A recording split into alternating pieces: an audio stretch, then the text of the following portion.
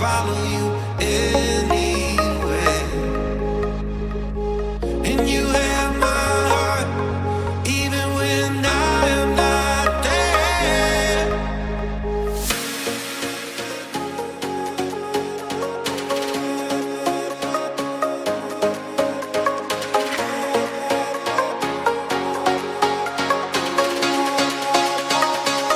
Just say run.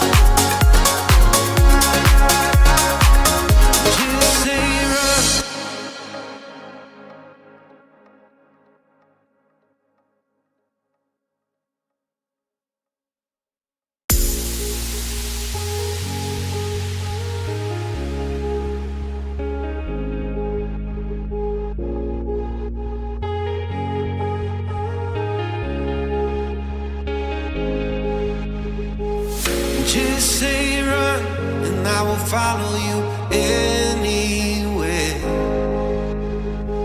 And you have my heart, even when I am not there.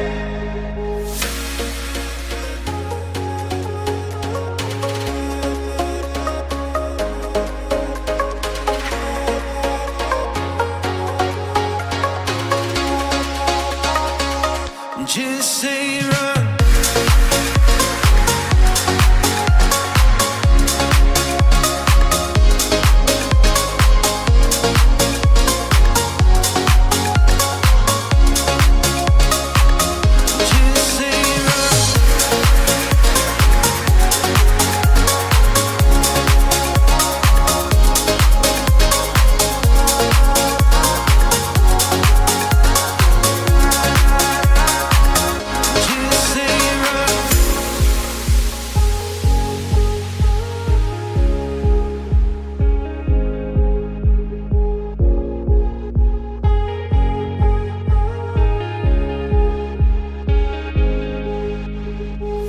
Just say run, and I will follow you anywhere. And you have my heart, even when I am not there.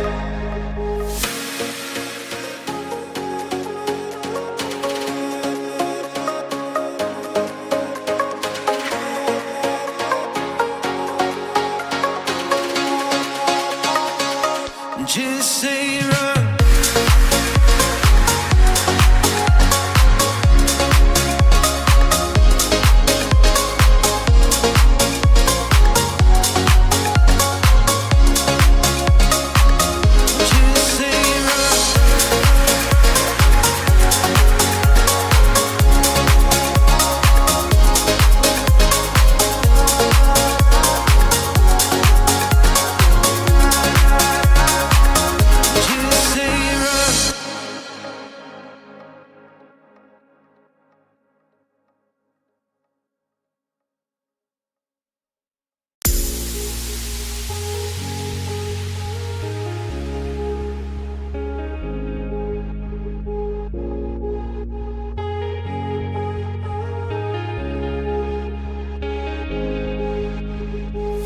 Just say run, and I will follow you anywhere.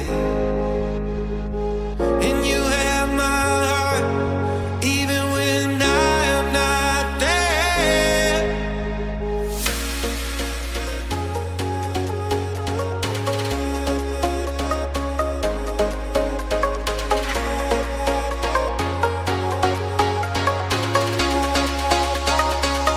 Just say run.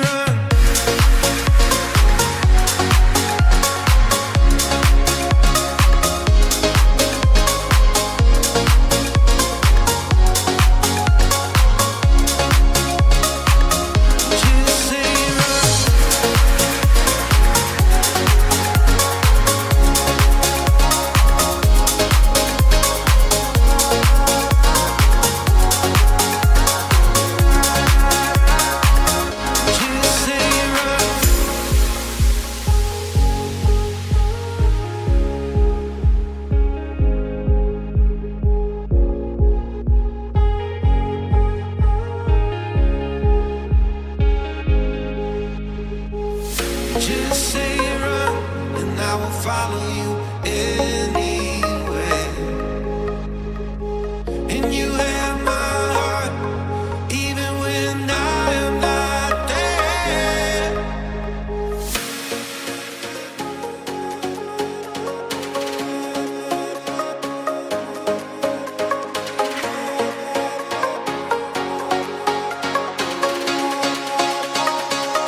Just say run.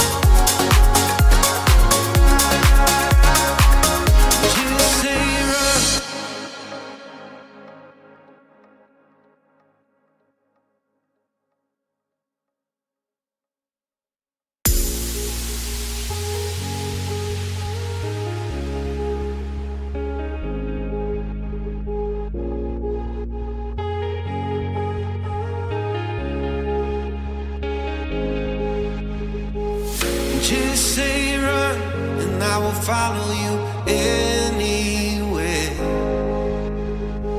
And you have my heart, even when Ladies and gentlemen, welcome to round number 2 of Season 2 of the W1 Sim Series. Last week, we arrived at the birthplace of the Formula 1 Championship, the birthplace of Season 2 for the British Grand Prix. There was many a battery management, but it was a tale of two. One for Emma Clay, whose day went into disarray after disconnecting during the race. While for Catherine Thielking, well, she began her Season 2 in splendid style, winning as she means to go on in this season, but there are many heavy hitters waiting in the wings. Welcome to Across the Pond for the Canadian Grand Prix. My name's Carl Poranic, but of course it could not be just me, because of course, in my contract, I'm legally obliged to commentate with another Tom. So I brought along Tom Wilkinson. Tom, welcome along. Round number 2 of this storied league racing season. How are you feeling? What can we expect from Canada today?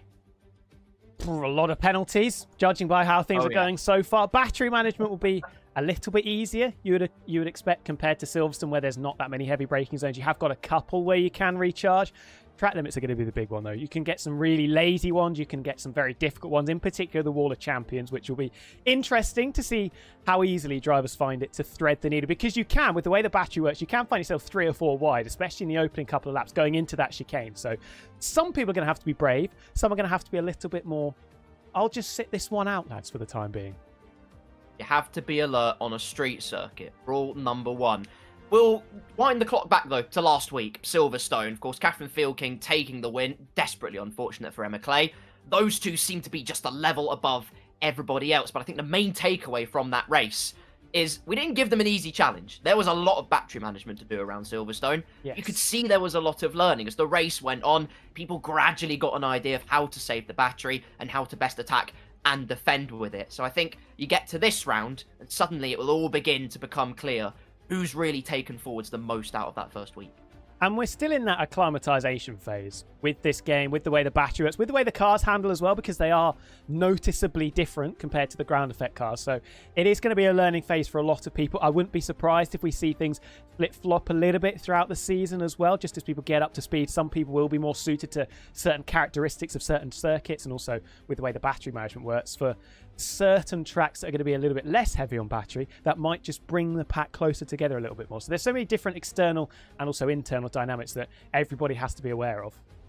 Absolutely right. And you know what? Whilst we're on the subject of drivers, let's have a look at our lineup for this week, shall we? Because we've got the best in the business. So, to take you through the left-hand side of your screen, the 6 teams on the left, I'll hand you over to Tom Wilkinson. Well, 2 Ferraris, Sally Nutrix and Emma Clay. Once again in the Scarlet car, Alexis Mason and Charlotte Perkins stepping in as a reserve for Mercedes, Regan Boylan and Yaz Luna in the Audi, Heather and Lauren Nodling in the Williams, Only Vic and Alicia Hofflack in the Alpine. And then in the Haas, we have got Angel Kirby. Now, I'm not 100% sure yet whether we've got Willow Kebble because of some potential overheating issues in the heat with that computer. So we'll leave that one on tenterhook.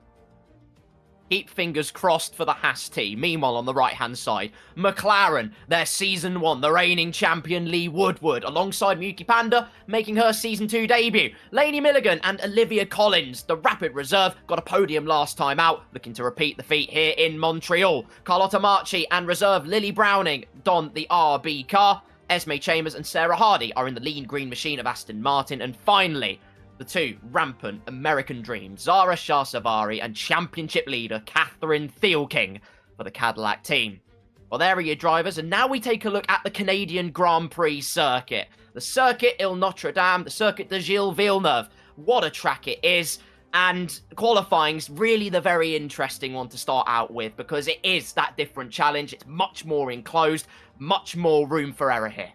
Yeah, and it's a track that the way this circuit works, it can be your friend, but it can very much be your foe as well, because you have to be aggressive. You've got to use the curbs. You've got to be early on the power. There are some really tricky traction zones, in particular coming out of turn 7, I think it is, that slightly off-camber right hand before one of the straight line mode straights. Yes, it is coming out of turn 7.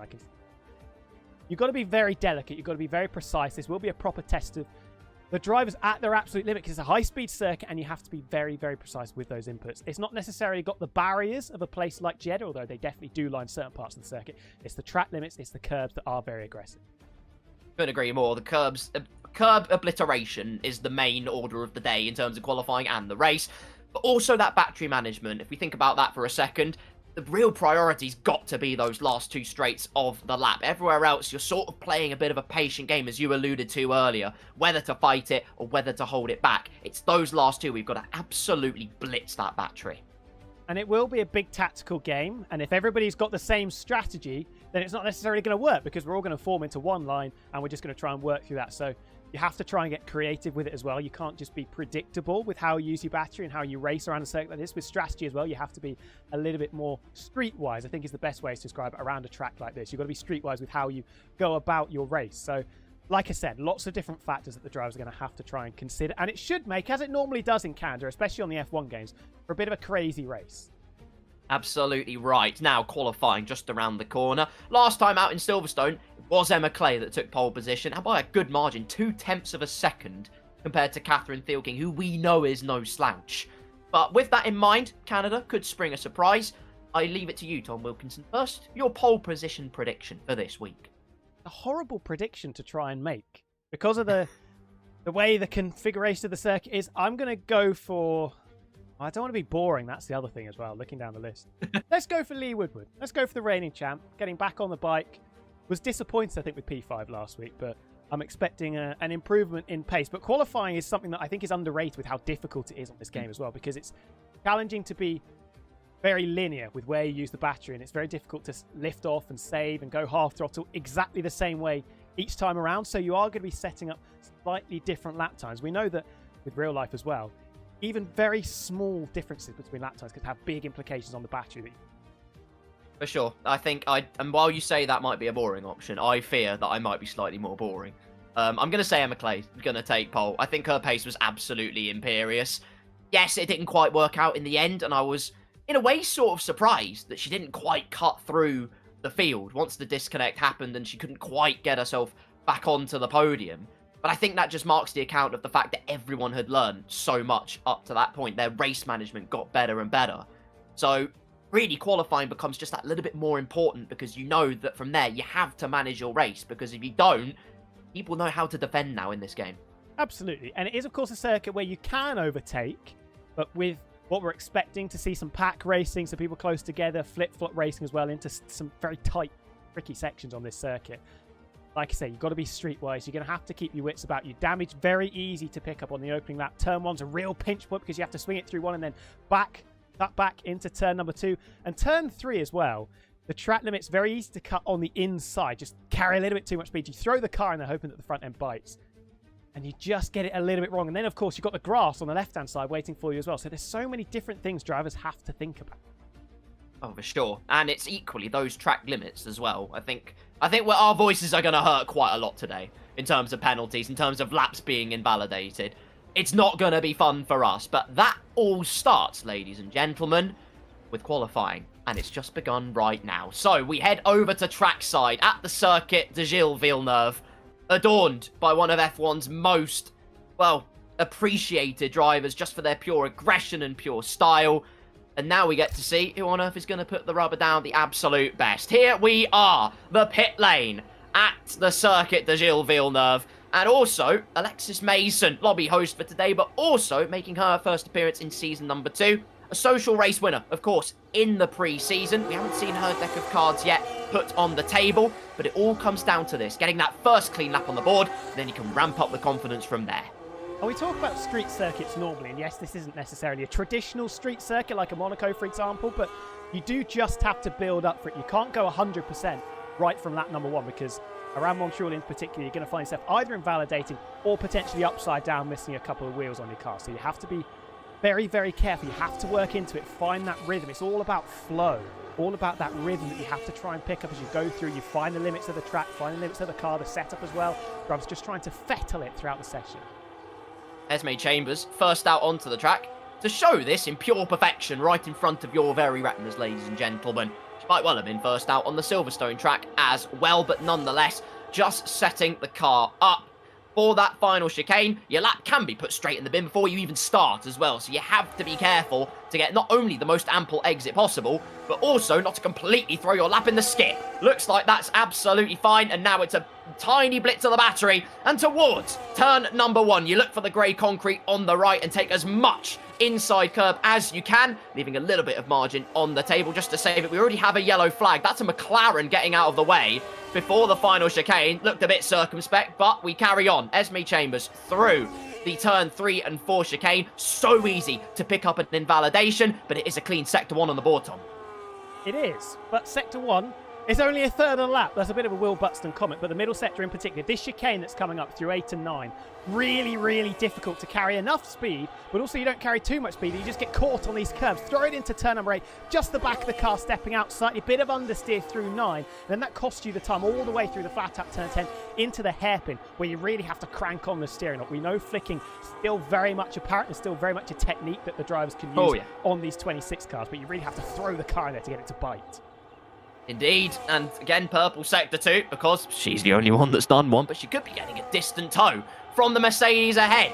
And how beneficial and charitable that could be for the green machine through the final chicane. Another spot to easily overextend the track limits department and get a big red slap on the face, but it's an 11.0 to kickstart proceedings. A Ferrari to cross the line. That's Emma Clay, a 10.8, so not nearly the superlative margin that we saw in Silverstone, but that will come with time. Alicia Hofflack into P3, quickly followed on. Miss Nutrix starting a flying lap through turn number 1 she goes.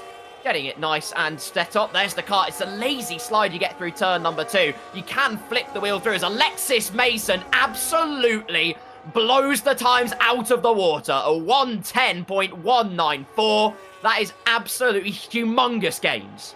Serious wheels right at the start of the session. We should be expecting to see drivers into the 9s, you would think, but on the money, on the button straight away, and that is what we like to see. Lee Woodward reigning champion, invalidating. Whoa! Big, big slide there coming out of turn 5. That'll just put your eyes on stalks ever so slightly, won't it? Just a little bit. Nervy moment for our reigning Season 1 champion, Lee Woodward, but that is the way the cookie crumbles round Canada. You've got to get those track limits absolutely right. But the main thing is just getting that first lap. Even if it is a bit slower, a little bit more on the cautious side, if you get that first lap, confidence can build from there, and it goes such a long way in a session like this. You don't want to find yourself treading on eggshells, leaving yourself with a little bit of time on the table at the end of the session because you don't have the confidence and the security and the safety net of having that banky. Here is last week's winner, Catherine Thielking. Bit of a slipstream from the Audi just up the road. We're going to cut the beam relatively in the middle of the road, and it's a 10.2.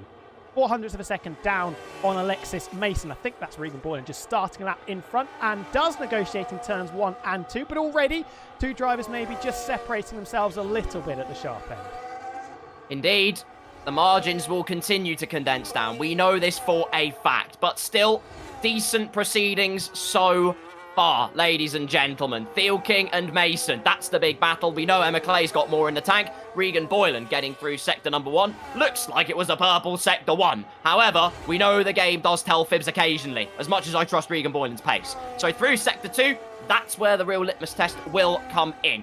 Clip over those curbs, make your way to the hairpin, and get that car rotated. That is critical.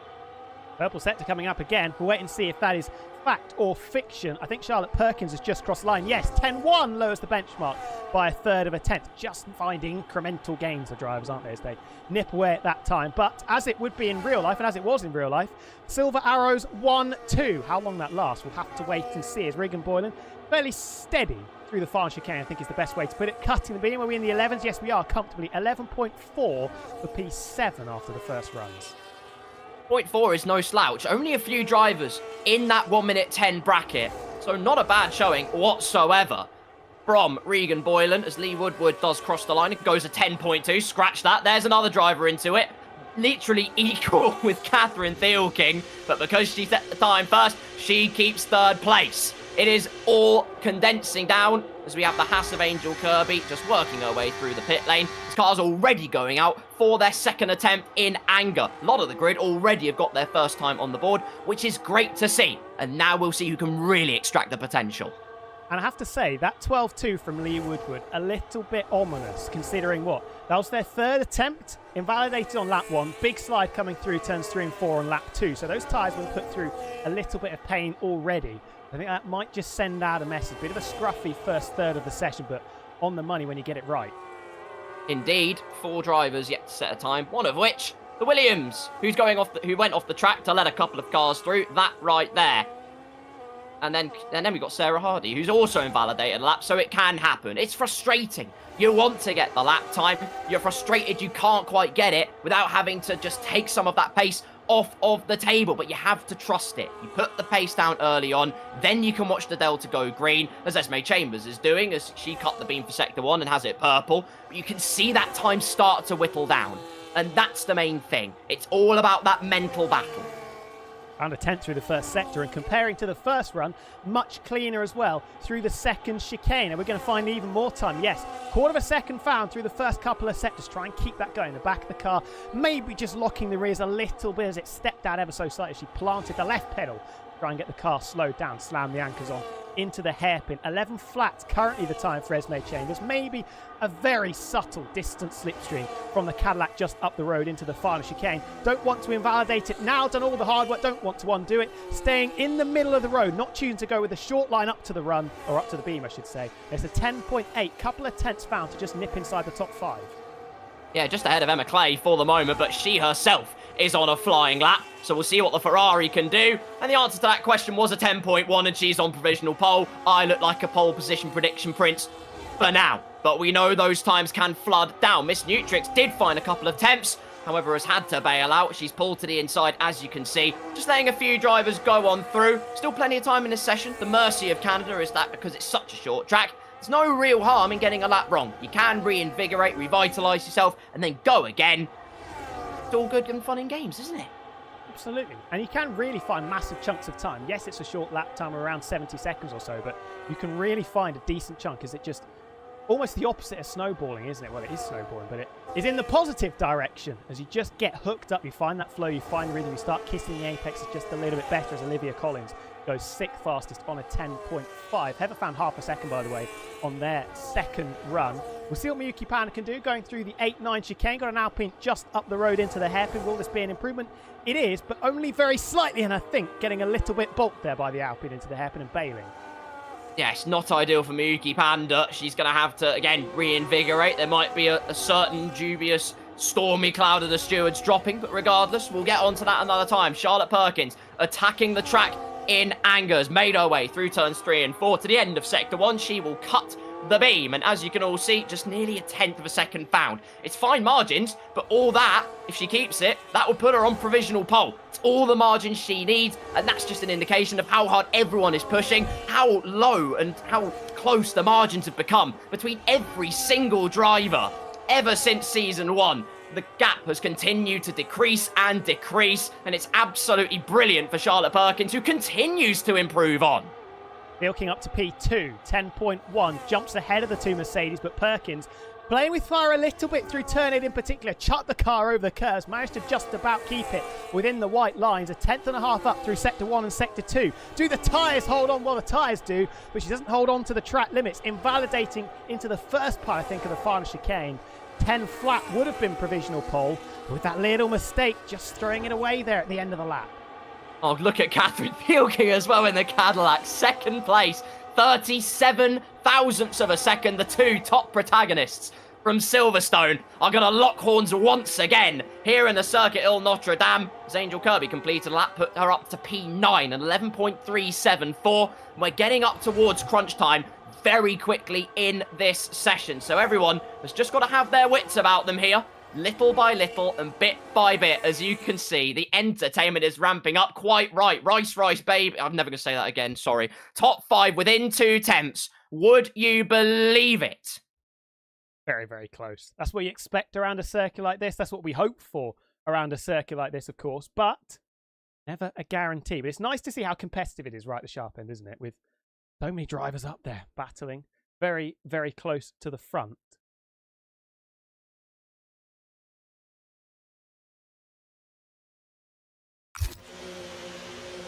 Thought the game had crashed then, so I absolutely had a panic attack.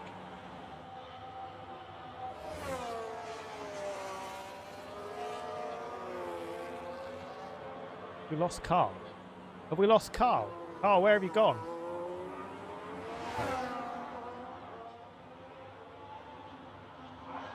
We have lost Carl. It is unfortunate, but we're going to continue to pound on as we normally do. Emma Clay still fastest at this stage, 10.1. Thielke second, then the two Mercedes. Haven't seen an improvement from Alexis Mason. We know Charlotte Perkins has got a 10 flat in them after that invalidation right at the end of the lap. Lee Woodward out there invalidating again. Has had a few attempts at trying to get a clean lap on the board, but unable at this stage just to try and get it working. We'll wait and see whether Lee Woodward can fire in the pace that we know that they have absolutely got.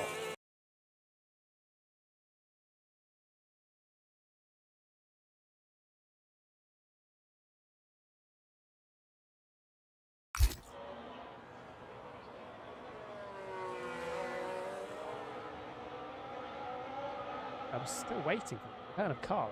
I don't know what's gone on. Hope I'm back. Oh, Am I Carl's here? back. Hello, Carl. Yes! Right, hello everyone. Apologies for that. My goodness me. Right, welcome back. Qualifying time. Welcome back to me at least. This is the situation. Emma Clay's got a 1 minute 9.843.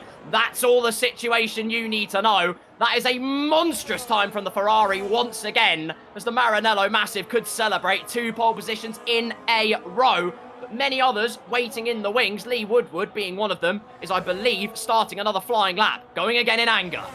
100%. We've got Olivia Collins in the final sector as well, improving by a couple of tenths. 10.5 personal best so far. Alpine just up the road, distance slipstream into the final chicane. Don't want to invalidate it, as we've seen so many do. Taps the wall, I think, just on the exit of the final corner. Short run to the line. Improvement, big improve by a third of a second. Up to P5. Another driver in that low 10s club. But still Emma Clay with that big improvement. Just a little bit separated at the sharp end now. Olivia Collins, podium dweller in Silverstone. Great to see that she's on the mark in Canada as well. On the top of the third row for the time being. See what Lee Woodward has in the locker. The answer is a 10th down currently. But that could all be energy expenditure. Saving the tokens for this final straight is going to get a distant tow from the Aston Martin. In fact, nay, scratch that. A very close tow from the Aston Martin. But it's all about the final chicane. Never mind appealing into the pit lane. And that was anticlimactic. Is Miyuki Panda going to complete a lap? The answer to that question is yes. Across the line goes the phenomenal Filipino. That's the last time I used that phrase probably. But it is 4 tenths of an improvement and into P11. Not bad going. Angel Kirby finding time in sector 1 as well. Couple of tenths, but a big wobble through turn 9. Just touching the grass, I think. They're carrying a little bit too much speed. Puts the Hasselhoff kilter still up by 0.04 of a second through the first couple of sectors, but maybe not the improvement that they were hoping for. And also on the bubble here, a little bit out of sync as there's an Alpine getting out of the way. Indeed, indeed. I believe that is... It's either Alicia Hofflack or Only Vic. It can't be Only Vic because she's just out the pit lane on an out lap. So Alicia Hofflack dutifully moving to one side to allow Angel Kirby to go on through the final chicane to blitz the battery to the start-finish line. And it's a 1 minute 11.0 and 8th place on the road. It's not that much of a time gain. You see it visually. However, it makes all the difference, particularly when you look at first down to 6th place, particularly the battle from 2nd to 6th. Every little helps. Every little marginal, minuscule gain makes a monumental effort. Big gain in the final sector as well. And that's where you've got to stay headstrong, because you can lose a lot of time with mistakes. The trade-off is you can gain a lot of time with the areas that are just a little bit scruffy, because it's very difficult to be 100% perfect on a lap around a circuit like this in Montreal. Charlotte Perkins just starting a lap, Heather into the first sector, improving by half a tenth so far, 13th as things stand on a 12.6. We're looking to try and find a decent chunk, because there is a bit of a gap up towards the top 10 of a second and a half. Heather absolutely going hell for leather around the circuit in Montreal through the second sector. Plenty of curb clippage and then a tiny bit of boost on the battery towards the hairpin corners. Got plenty in the tank, according to my intel, for these next two straights, and that is ideal. A little bit wide at the hairpin as the front wants to wash out, but it's very much point and shoot in those slower corners. You get the car straight as soon as you get the traction, bang, straight on that battery, straight on that boost, and she's going to get a tow from, well, two cars, the Audi and the Ferrari up ahead. So happy days for Heather, who's going to get a blissful return on investment through the final corner. Hold the narrow line to the right-hand side. What's the time going to be? It's 4 tenths down. So that wide excursion at the hairpin did all the damage. Charlotte Perkins was up by a couple of tenths, but throws it away in the second half of the lap. Not sure what went on. There was a car just in front, so maybe balked in the final chicane. Does it open the door, perhaps, for somebody like Catherine Thielking, who is up by a couple of tenths, to just steal a march, put even more distance between himself and the Mercedes? Can't see how long's left in the session because the yellow flag's obviously blowing it. There it is, 1 minute and 10. Charlotte Perkins going to be on the bubble to try and get back round as Catherine Thielking invalidates through the final chicane. Another one to fall foul of that.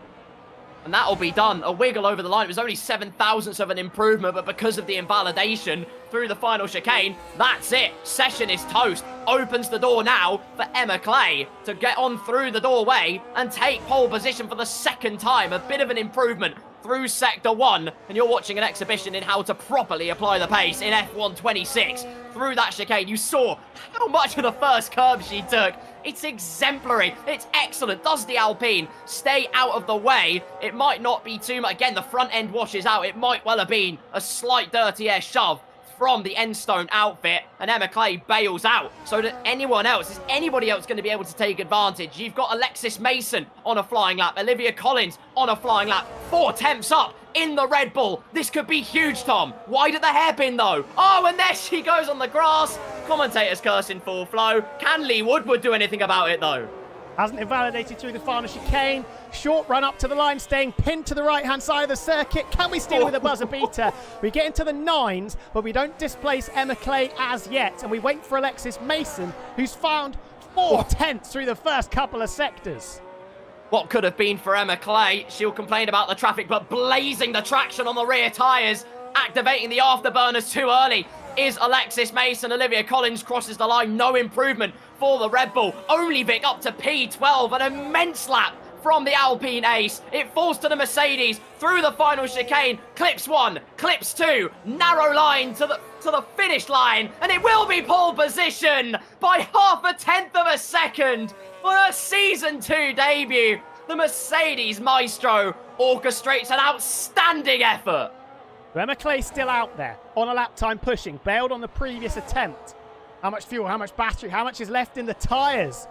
Had it stolen by Alexis Mason. 9.7, incredible middle sector from the Silver Arrow. Clay throws it into the chicane, dancing with the track limits. A little bit of debris thrown up, keeping it pinned up to the line. Do we take it back?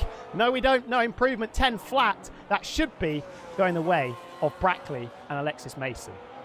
Indeed, the Mercedes team, in real life as it is in the virtual world, parallels suddenly align. Alexis Mason takes their first pole position of Season 2. First pole position in W1 in the Mercedes outfit, and deservedly so. An incredible improvement to put them first at the circuit Gilles Villeneuve. And it's no less than they deserve. A credit to the effort all the way through. They are on the front row with Emma Clay, but we know her race pace is absolutely phenomenal. Lee Woodward, the reigning champion in P3, with Catherine Thielking resigned to 4th place. Charlotte Perkins and Olivia Collins on the 3rd row, with Esme Chambers and Angel Kirby in 7th and 8th. Miss Nutrix and Regan Boylan round out your top 10. The rest of the grid is as follows in front of you all, ladies and gentlemen. Wow. Tom Wilkinson. That was a lap and a half from Alexis Mason. My God. Pulled it out of the bag when it mattered. Was there on a 10-1, I think, or a 10-2. Was in a decent position, but Did not see that kind of pace coming so late on as well. Really impressive. That middle sector in particular must have absolutely thrown it over the chicane and got their rewards for it.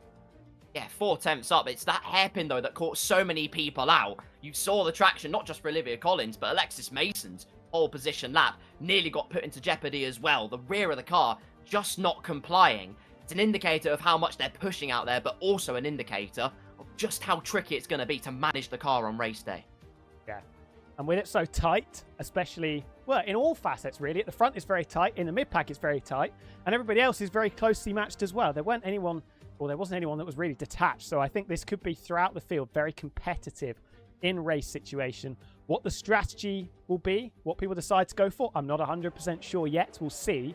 It is dry, though, so no wet weather tyres needed at this stage. Is dry indeed. And also a quick shout out to Def Not Jazz. She absolutely is. But her best ever qualifying, a PB around Canada, beat it by 1.2 seconds. Way to make it count when the pressure is trying to absolutely squash you under every angle. We are having a lobby restart, and I look over to the game, and it's just absolute anarchy, which is wonderful to see. But regardless, as we have this little 5-minute cool down, let's have a quick look again at the track map, the Canadian Grand Prix, because, well, the mantra changes now. Coming into race day, it becomes less about putting down the power all the way through, and now all about management. The good news for all of our drivers is because of the 26 regs, tyre wear is lower. You actually put them through less torture, so it is much easier to make that one-stop work. But with that being said as well, and it's a thing I was surprised not many other drivers did, I think only Olivia Collins really exploited it last time out in Silverstone, the undercut can be really powerful in this set of regs. Yeah, and it's different to what we've seen maybe in the past couple of games as well. I remember F1 23 was really strong with the undercut. You basically had to take new tyres at every single opportunity because you'd be 2.5, maybe even 3 seconds of that faster than people on the old tyres. It's not quite as extreme now, but yeah, I think we saw the effects of that undercut, especially around a circuit like Silverstone, where you are putting a lot of load into those front tyres in particular. Canada, tyre wear is pretty hard. This time it'll be, I think, more to the rear tyres. A lot of tricky traction zones. Got to be careful coming out of the hairpin in particular. If people can just try and be a bit creative. We talk about the undercut, the overcut, unless you've got a big tyre offset, which can work. We have seen drivers go for that, stay out for maybe 3 laps longer and they get a really nice tyre offset and they can work back towards the gap that's been created. So I like the divergence we can get in strategy, and especially now the soft tyres are much more useful.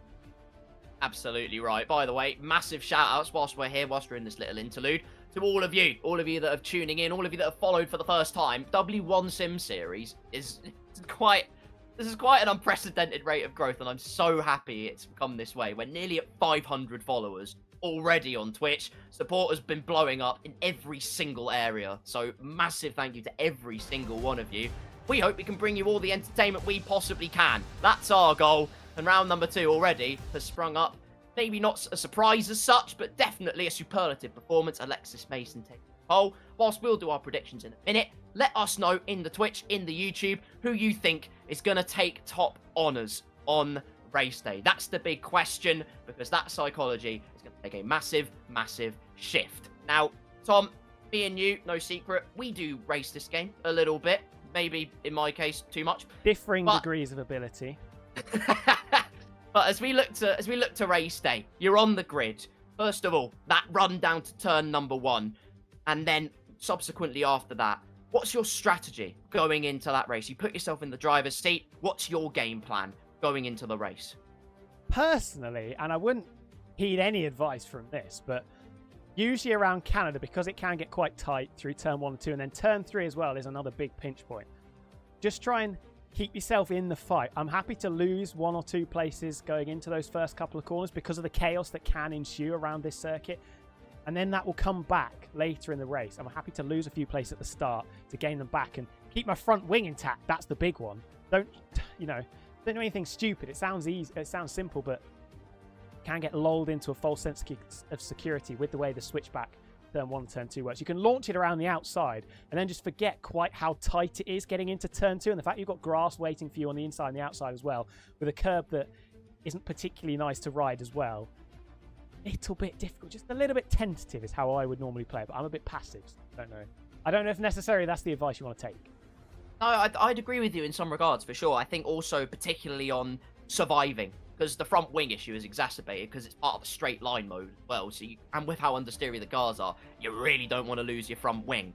I think also to build on that point that you're mentioning is the battery side of things, and not in the sense of, oh, saving the battery and being cautious, but being aware of how others are saving the battery around you. It's very easy to get damage and inflict a lot of pain on the rest of your race by just not quite judging how everyone else is going to save the battery and how fast or slow they're going to take it into certain corners. So I think the awareness part, I would say, is a really big key on extracting the most out of your race today. Because people have different strategies as well. Some people will be using that half throttle technique. Some people will be lifting off entirely. Some people won't be lifting off that much at all, and they'll just be relying on maybe lower battery modes. None works. It recharges a lot of battery. You're very slow, and you have absolutely no power at all when you're in none, so it's not necessarily recommended all of the time. It's interesting to see the different tactics as well, whether people go just for the boost mode, which we need to remember as well. Very powerful. Will be powerful around this circuit as well with the battery. Or medium mode. Hot lap mode isn't really that helpful. It just drains your battery. It doesn't give you that much for spike in speed. So I think those two, as we're starting to find out, are the modes that you want to stick to. None, maybe occasionally.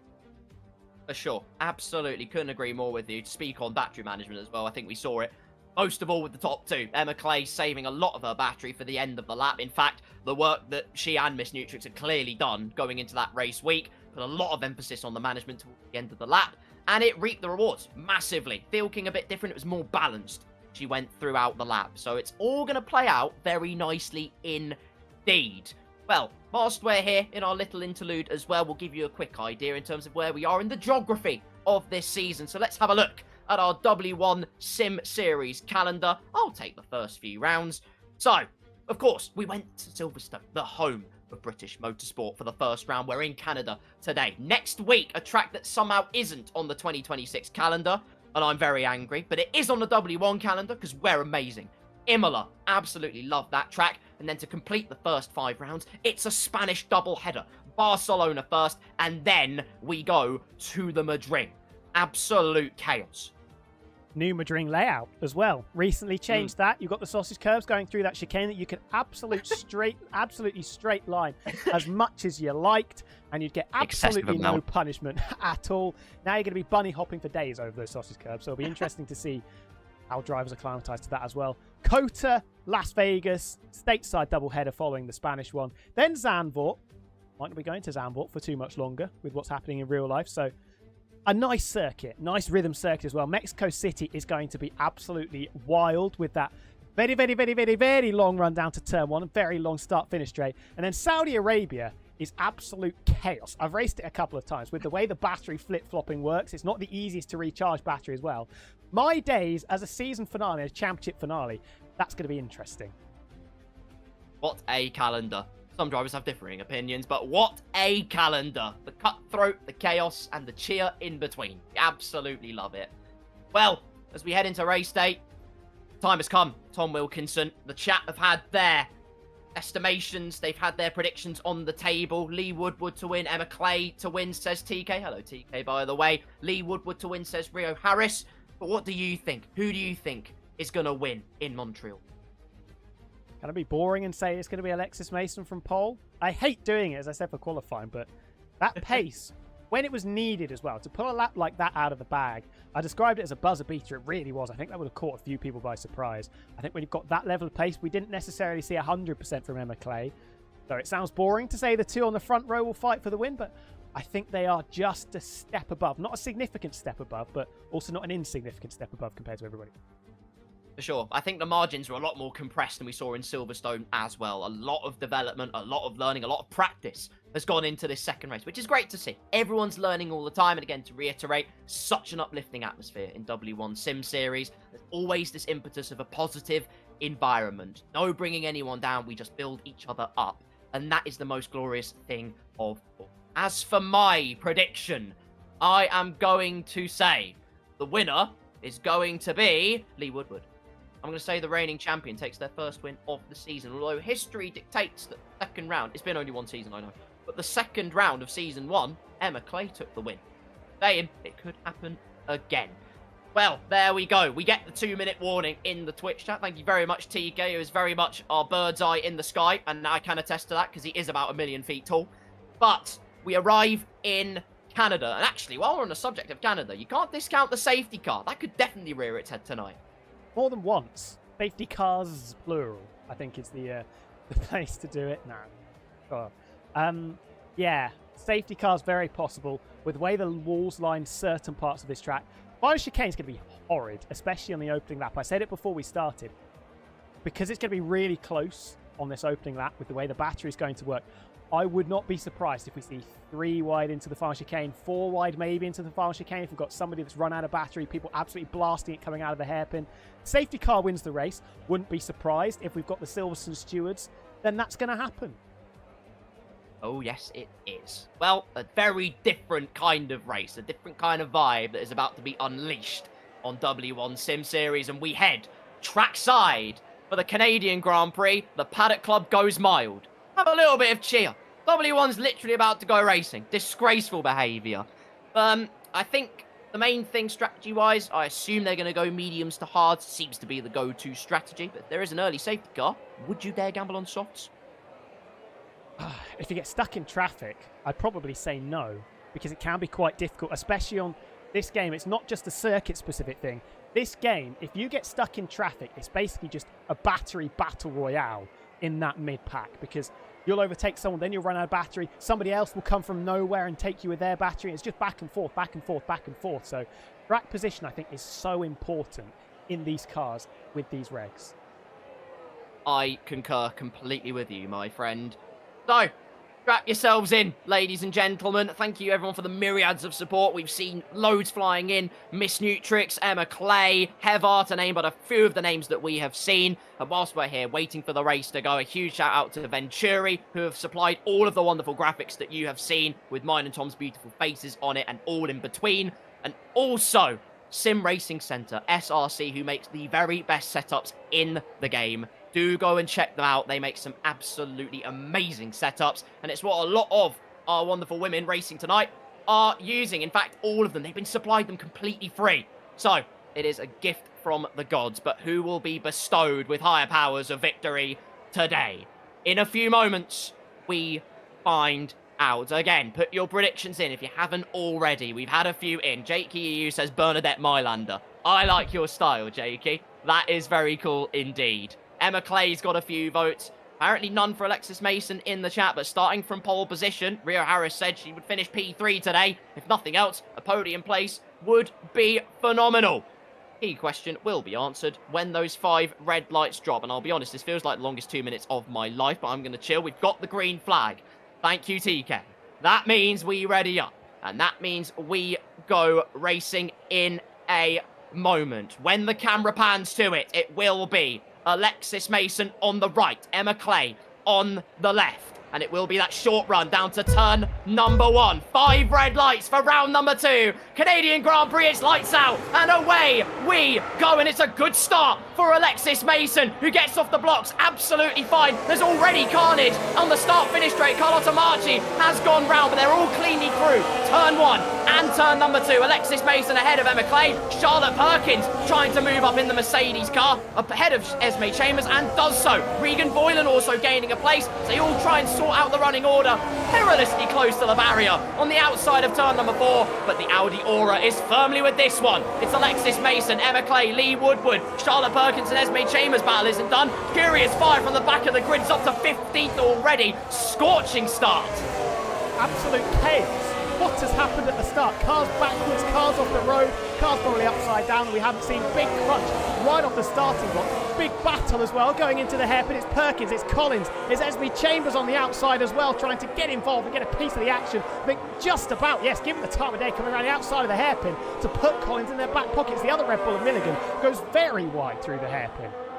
Like to also confirm, only Vic did have the correct grid position. There goes Emma Clay through into the lead. Once that track position, the overtake button beam is just before the final chicane. She might have just pulled the trigger a bit too early. Alexis Mason is going to immediately retaliate down the inside of turn 1 and a barge towards the outside of the corner for good measure. Emma Clay won't like that one bit. She's going to plant down the power, hold the inside line towards turn 3 and 4, and following through, or trying to, the reigning champion Lee Woodward, but the door firmly slammed shut by our pole sitter.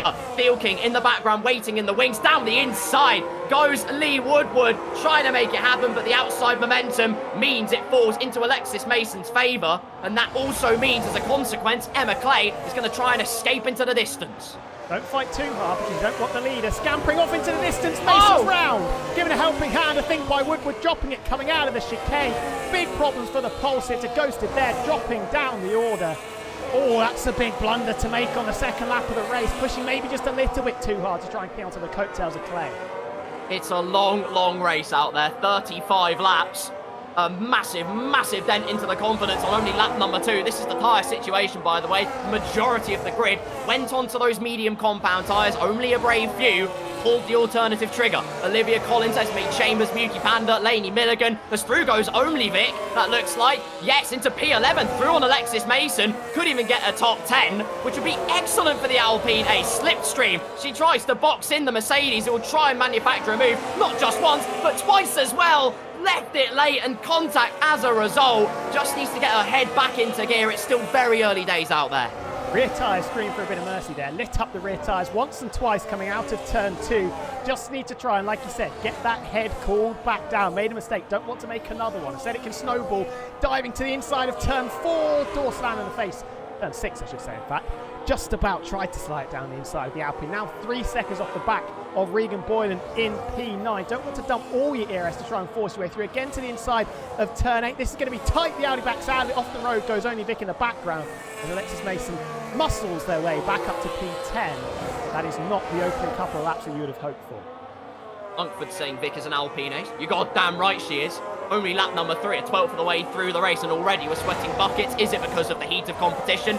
No, it's because it's a billion degrees. Don't chat to us. Emma Clay leads. Catherine Field King, though, is up to P2. It was only a matter of time, surely. It was inevitable. My prediction for the race win, Lee Woodward in P3. Field King sets the fastest lap with the assistance of that extra overtake juice. Looking from the diffuser of Emma Clay. What a camera angle. Gives you all the sense of speed you could ever need, but gives you an idea of how Catherine Field King is stalking her prey up ahead. These two locked horns so many times in Silverstone, and we're going to run it back again in Montreal. And Lee Woodward, I think, is maybe a little bit fortunate to avoid any damage or just getting caught up in the mistake that Alexis Mason made a couple of laps ago, dropping it out of turn number 8.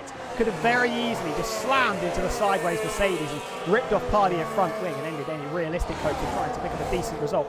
Fairly shortishly as Curious Fire to the inside of, well, a Red Bull that looks to be ghosted. I don't think disconnected just yet, although we'll just have to hold that thought because there's now a Williams of Heather inside Milligan. So just got to be careful there. Big squeeze, Heather to the inside of turn 8. Just about squeezed down on the inside. Almost got very hairy between Lainey Milligan and Heather as Lainey trying to scull her way into P16. Not going to happen, just has to tread water carefully because down the inside goes Heather. Overcooking the braking is the Red Bull, but overcooking it as well is Laura Nodding into the side of Heather. It's devastation for the, well, at least one of the Williams outfit, if not both of them, but they are still on track. No damage, just emotional. Lap number 5 of this race now. Top 3 going well. The battle for 7th place hotting up as well. Miss Nutrix has found some great race pace already. We have penalties raining in. We knew it was going to happen, but we didn't expect it this early. Lap 5, a 3-second time penalty for Catherine Field King and for Lainey Milligan. Very early that. You're getting effectively a warning a lap, so maybe just need to rein it in ever so slightly. And what you're doing now is you're hoping that the drivers around you make the same mistakes that you've done in the early stages. This might be a case for Field King saying, okay, I've got this 3-second handicap I've got to deal with. Maybe let's try and get a shift on here as Cutie Bunny picks up one as well. Japing to the middle of the road in the hairpin. Maybe just trying to spook Emma Clay into a missed braking point. Was slightly wide of the apex through the hairpin at 10. But no dramas for the Scarlet Ferrari that continues to power on in front. Easy to do as you lift and coast into the hairpin. You're like, how much do I dare to lift and coast? How late do I dare to break into the corner? Again, Emma Clay defends into the chicane. Rightly so, as there's been a bit of a spin at the chicane. That looks like Heather's gone round, and she has. Devastation for the Williams driver. She still carries on. She's still very much in this race. And remember, Bernadette Mylander could show their face. Make no mistake. Olivia Collins on the hard tyres. They're making progress through on Charlotte Perkins. And we'll see the hard tyres actually cross over pretty early. Those rear tyres on the mediums will be absolutely screaming. A pyroclastic flow through the Pirellis. The hard tyres are going to cross over in about a lap or two's time, and then we'll really see the Red Bull get to work. as she locks up into the left-hander, and now I look like a fool, but those hards will get stronger. Hit up the rear tyres as well, coming out of turn 7. Tricky traction zone. Going to be one of the places drivers are struggling as that's to the outside of turn number 8. That's brazen from Catherine Thielking. Emma Clay now driving in the mirrors, driving on the defensive. I think Catherine Thielking maybe just starting to lay the cards down here on the table as we head into the hairpin again. Clay taking a slightly wide line. Thielking keeping it tight to the apex, right on the curb through turn number 10, trying to get the better line through it. The trail of his Clay gets the better exit with the slightly wider line. We're tucking into the slipstream, got the boost overtake mode as well, going defensive into the final chicane. Do we have to go the long way round? Will there be the space? Thielking lights up the rear tyres, I think locking the rears going into the braking zone, and hands that one back, and will now have Lee Woodward to deal with into turn 1. Yeah, through the McLaren driver tries to go, set the script, complete the script into P2. Goes the reigning champion, the Papaya Pro, on lap 7, a fifth of the way through this race. They've taken P2 and can see one target between themselves and potentially a first race win. But there is a goddamn long way to go. Carlotta Marchi, it's not been her day. Sarah Hardy's out. Sarah Hardy bows out of the Canadian Grand Prix. A crash at the wall of champions. There's the stricken green machine. Deary me, we knew it could happen, and it's happened immediately in this Canadian Grand Prix. Only a virtual safety car, no Bernadette Mylander presence has been bestowed upon us. That means the advantage is decreased, but it does mean a couple of drivers can take advantage. Alicia Hofflack being one of them. She's made it to pit row, and she's going to get onto, I imagine, a set of hard compound tyres. Take them as long as possible. Probably have to stop again going this early, though. So for the others, it's a question of, do you dare go for the 2-stop, or is it not really worth it? The answer is it was never worth it because the safety car's in anyway. And Charlotte Perkins tried to take advantage immediately, and whilst that happened, Curious Fire was very much disadvantaged. The 3-second time penalty for the second Cadillac. That was opportunistic, wasn't it? Right as we go back to green, Perkins throwing it to the inside of the hairpin, trying to maybe catch Collins off guard. I think, well, that's Charlotte Perkins now with a 3-second penalty. I was going to say, it looked like Catherine Thielking just touched the grass on the run into the final chicane. Back of the car stepping out again. Clearly not all well, as that looked like a corner cut as well, going over turn number 1, slicing off the apex, going over the rumble strip, the red rumble strip on the inside. And Thielking just in the last couple of laps has looked a little bit ragged. 3-second penalty so far. I'm expecting at least one more warning to add on top of that. A little bit of a shaky couple of laps. Not a great restart for Miss Nutrix of either in P8. Regan Boylan was all over the back. Never mind, Alexis Mason goes on through at the outside of turn 3, that looked like. You don't see many overtakes into there, but when you've got an opportunity to burn the battery and that surplus of power, you can go for it. But look at the rear end of that Mercedes. She has been pushing, and you can visually tell the tyres are in absolute agony, and it's only been 8 laps. That rear locking will only get worse as this stint goes on. So anyone that's been kinder to their tyres, or particularly has chosen the hard tyres in this first stint, they're sitting quite pretty in this race at the moment, Tom.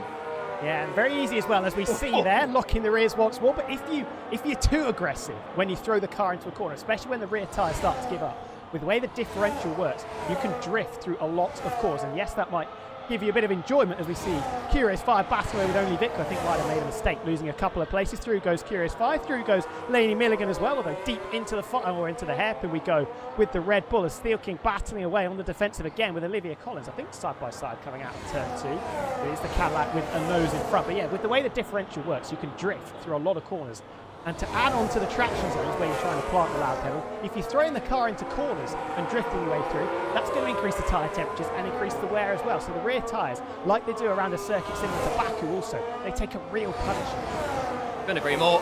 Thielking in the top 3, not in a great position on that front, as the top 3, in fact all of the cars in the lead train start to come up towards some traffic. Looks to me like it is Carlotta Marchi and Lauren Nodding who make their way into the hairpin corner. Potential battle to go. Looked like they were side by side for a moment. A brief bit of tyre smoke, and look at the concertina. That's the awareness you've got to be careful of. As some people have disadvantaged tyres, they carry less apex speed. Just got to make sure that you're putting yourself in a position as they're ricocheting off the wall. Pinball style is Lauren Nodding. Through goes Olivia Collins. There's the hard tyres beginning to rise to the forefront. Up to P3 she goes. And Lee Woodward, the next target, not that far away either. Woodward having to weave through the traffic, moving barricades in the middle of the road, allowing Clay to get a little bit of distance between himself and the Papaya McLaren behind. 9/10 of a second. Ghosted car just in front. That's the Racing Bulls that'll peel out of the way. Still a little bit distracting perhaps as you go through, as Alicia Hofflack's throwing it in the wall, and there's your safety car.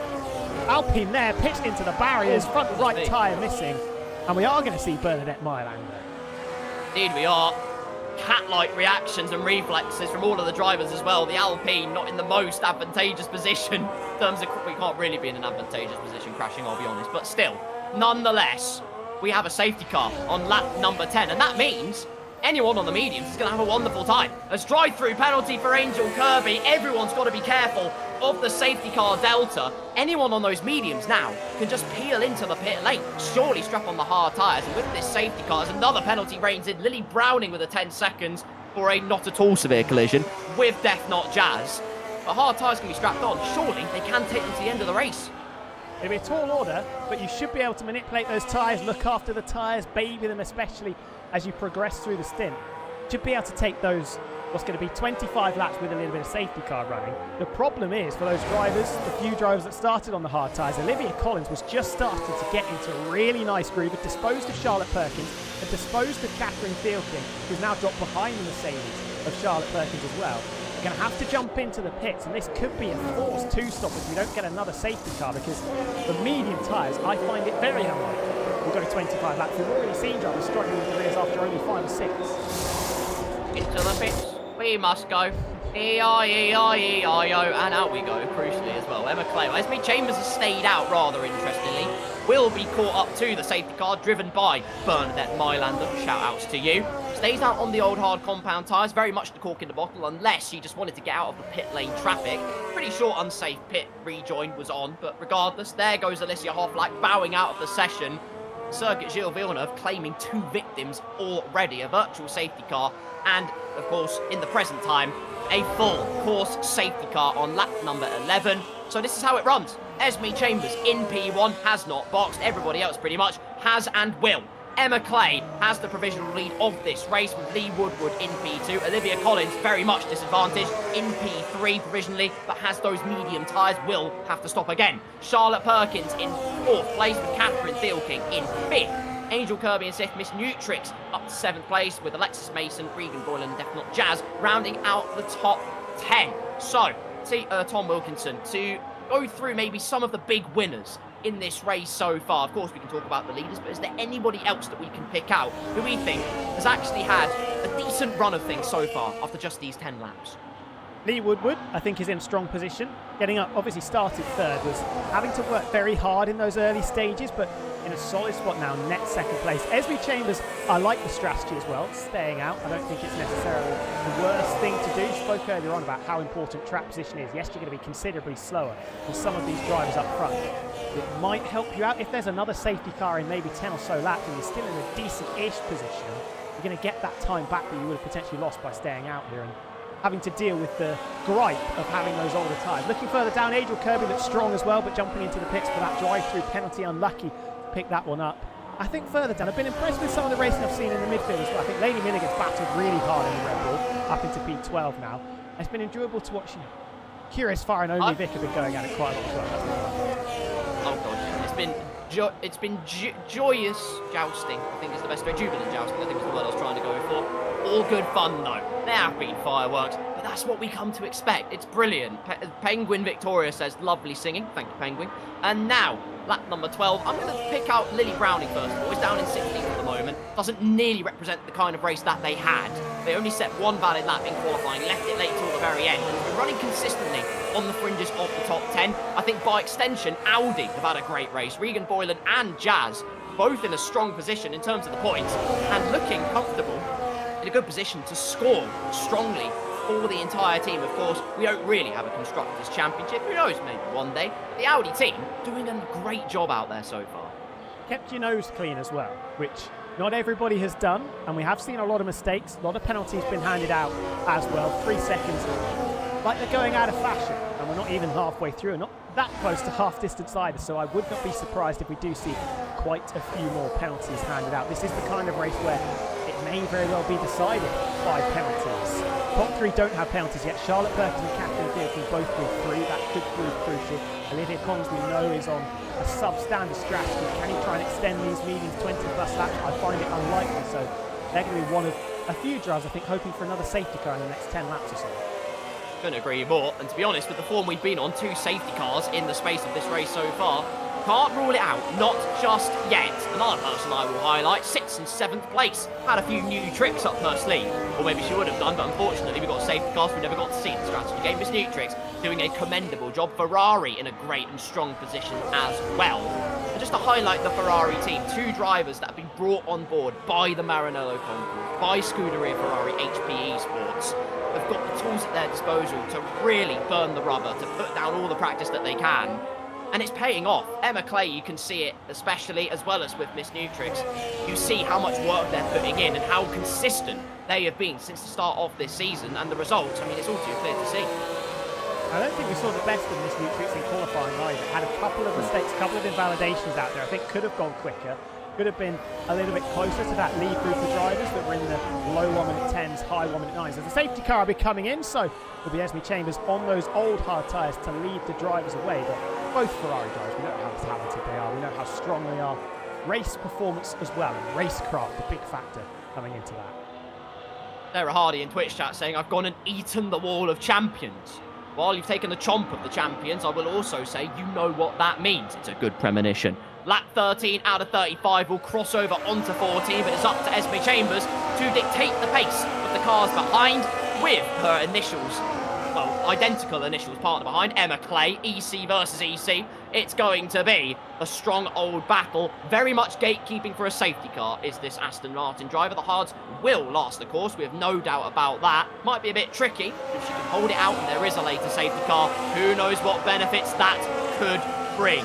Does she pull the trigger into the chicane? Nope, still waiting, still waiting. Everybody else might concertina up a little bit. Keep an eye on the penalties, just in case people thought we were restarting. Now she does, though, on the start-finish straight. We are back racing at the circuit Gilles Villeneuve. Olivia Collins already trying to pick the pocket of Lee Woodward. Had the inside, is going to try and run around the outside. Not going to happen. The line of least resistance propels the McLaren into P3. Olivia Collins has to settle in behind. Lainey Milligan through on Regan Boylan, the Red Bull driver, continuing her strong surplus of battling. Fantastic work there as we head on through towards the left-hander, and Emma Clay not trying to delay, but you're going to cause damage by being just a little bit too opportunistic. Almost being put into a half spin, keeps P2 for the moment. Just got to play it patient. She gets the traction out the hairpin. It could be hook, line and sinker for the lead battle. Couple of love taps from the rear saying, come on, get on with it. Emma Clay had that little tentative look into turn number 6. Now we're going to go to the inside of the hairpin. Lee Woodward again hovering to the outside. Tentative again from Emma Clay. And that could be the downfall because the McLaren just with a foothold in the battle. Still side by side as there's trading of blows going on behind. Is Collins getting it from all angles. Perkins, Steel King, Alexis Mason trying to work through as well. But will the lead change hands for the first time since the safety car came in? Yes, Emma Clay ducks to the inside. Backs out of it once more. Steamrolling in here as Olivia Collins bounces over the side. She curves and hand a place over to Perkins. Say, surely that's a warning as well. Speaking of warnings, Def Not Jazz hasn't quite kept their nose clean. Neither has Lily Browning. We're up to 9 drivers with penalties as Emma Clay finally looks to get the job done. Can she get it done? Superior traction on the outside. You bet she can. Through into first. Lee Woodward follows through as well. A psychological boost for the chasing McLaren driver. 1 and 2, natural order is resumed. Perkins is next to try and pick the pocket of the Aston Martin, but look at this, battling's still going on. Alexis Mason is back to scrap with the Cadillac of Catherine Thielking, who has been a little bit through the wars in this race, but still 20 laps and tours to go here in Montreal, and still plenty can happen. This Nucci is very wide into turn 6 as well. Handed a place over to Angel Kirby into the wall. That's Charlotte Perkins. I think there was a little bit of contact, maybe with Olivia Collins who's going backwards, dives down the inside of Field King, misses her braking zone. Not for the first time in the last 60 seconds or so. Alexis Mason to the inside. One Mercedes thrown out of contention. I think we'll just see Perkins in the background, slammed into the wall coming out of turn 9. Wrong arm dive from Olivia Collins, got it all crossed off, and then equally strong arm from Alexis Mason, who will try and go through for P5. Olivia Collins is going to risk another warning through the chicane as Esme Chambers cannot carry the exit speed. Field King's played it patient though, and just by doing that, she's going to retake 5th place on the road, or at least try to. Side by side as the outside line, Alexis Mason going to be boxed in due to the Aston Martin up ahead, and that will be Cadillac back through into P5, at least for the moment. No, diving down again is Alexis Mason, nearly flirting with track limits in the process, but even so, cracking racing for P5 on the road. Boxed in. Chambers and Collins weren't burning battery. Alexis Mason saw the opportunity to dive back past Catherine Thielking. Will it be swings and roundabouts once again? Better exit out of 7 for Thielking. Mason, you can see the light flashing at the back of the Mercedes. Cadillac light not flashing, so not recharging just yet, but still as we were in 6th and 7th, coming through turns 8 and 9. As Woodward and Clay start to check out. Battery being deployed again. Has to be the inside into turn number 10. Inside as well for Olivia Collins, who's been a little bit lively on the brakes, and that's lively on the loud pedal for Alexis Mason, who half spins through the hairpin. Parallels in qualifying equal very much more gruesome parallels in the race. Alexis Mason loses touch with the battle for third place. Olivia Collins gets Esme Chambers, Catherine Thielking in PE5. Look who else they've invited in the process. Made a mistake earlier on after the restart, but Miss Nutrix now in P6 and threatening potentially a podium place. A cracking restart as only big lock up into the chicane, but does get through for 10th place on the road, taking it so gingerly past the wall of champions. They don't want another victim claim there, make no mistake. Through goes Only Vic, the Endstone outfit, the blue blur, slaloms on round for P9 on the road. Great restarts up and down the grid. The Steel King runs rings round the outside for P4. Finally she gets through, cork in the bottle is unleashed, and she can get after Olivia Collins. Absolute carnage. We thought it might be carnage, but chaos every single way you look. Right at the front, right at the back, right in the middle of the pack. Miss Nutrix next on the scene to try and push Esme Chambers down a further spot as we approach half distance. Remember this Aston Martin yet to pit in this race so far. 16 laps on a set of the hard compound tyres as Woodward and Clay trading places. They weren't side by side through the hairpin, so it must have been a little bit of oversteer. A little bit of wheel spin for Woodward coming out of turn 10. We'll hand that one on a silver platter. Bedlam still going on in the midfield. What's going on here? We're about 4 wide into the hairpin again. This is an amazing battle. This is W1 at its finest, ladies and gentlemen. Snaps of oversteer, left, right and centre out of the hairpin. 3 wide down the penultimate straight. Once again, the casino straight, as it is called. He tries to ride their luck. Miss Nutrix on the inside. Big contact from Esme Chambers. So they might just have misjudged where their car was, and it takes the Mercedes with them. Alexis Mason into the wall. You have to resave Joyley, and that was not Joyley resaved for Esme Chambers. And Alexis Mason, you can't help but feel aggrieved for her. There's big damage from Miyuki Panda as well. It's suddenly all kicked off. Angel Kirby's gone backwards in all of this as well. Was in P7 or P8 a few laps ago, now down in 14th, just getting ahead. A curious fire. I think Alexis Mason a little bit unlucky there, because from where I was looking, looked like Esme Chambers was ghosted. Might need to double check on that one, as now we can see the Mercedes with absolutely no front wing. That's going to be a boat to drive, going through some of the high speed corners, straight into turn 8. Yep, can't keep it on the road. Don't want to pick up an unnecessary penalty. Now the back of the car steps out as you get a little bit frustrated with the car. And like you said, things just spiralling. And if the first one was driver error that put her in the wall the first time, that is most certainly not driver error. That is unfortunate. Going for a drift exhibition through the hairpin. Only Vic does it in synchronicity as Lily Browning then picks the pocket of the Alpine, moves through into P9. The Fury from Faenza fires on through as the wingless Alexis Mason will no doubt peel into the pit lane at the end of the lap, and that they do. I will say I'm impressed by Angel Kirby. He's picked up a 3-second time penalty now for track limits, but they had to serve their drive-through penalty as there's another one to bow out, not the walls this time, that claim another victim. It is the pit lane where Alexis Mason bows out of the Canadian Grand Prix, and I tend to agree. I think Esme Chambers was ghosted. But I think in terms of mitigating the risk, you just have to rejoin safely in case the game doesn't play ball in that department. In all of this chaos, with Angel Kirby's impressive recovery up to P12 already after the drive-through, Emma Clay and Lee Woodward have checked out. No real surprise. There were big battles going on behind. And as a result, they've just been allowed to swap the overtake and the boost mode. Just go at their own pace, run their own rhythm, keep a relaxed race here in Canada. 100%. Give yourself an opportunity. Just try and extend that margin. Keep pulling away. We know that Collins is going to have issues with tyres when we get into the latter stages of this race, whether you try and extend them 20 plus laps on the centre median or whether you go for the 2-stop. Charlotte Perkins has the fastest, that working their way back through at the expense of Heather into the hairpin. The Steel King not close enough on Olivia Collins to make the move into turn 1. And yeah, I think you're unlucky there. Alexis Mason also should resafe jointly. Esme Chambers wasn't the best of moves back onto the circuit from Narnia after the contact between themselves and Miss Nutrix going through turn 1. It wasn't even it was into turn 1. It wasn't the run through turn 1. So I think Collins and Theelking are now side by side, eyeball to eyeball, muscling the way through goes the Cadillac, and that looks like a perfectly executed manoeuvre. Red mist descending left, right and centre. A bit of argy-bargy, but it's a cracking scrap for P3. Catherine Theelking, gloves off, through she goes. It was simply serene in Silverstone. Here in Canada, it's complete chaos. How anyone is dealing with the heat and the carnage is beyond me. Charlotte Perkins, her recovery going decently, up into P13.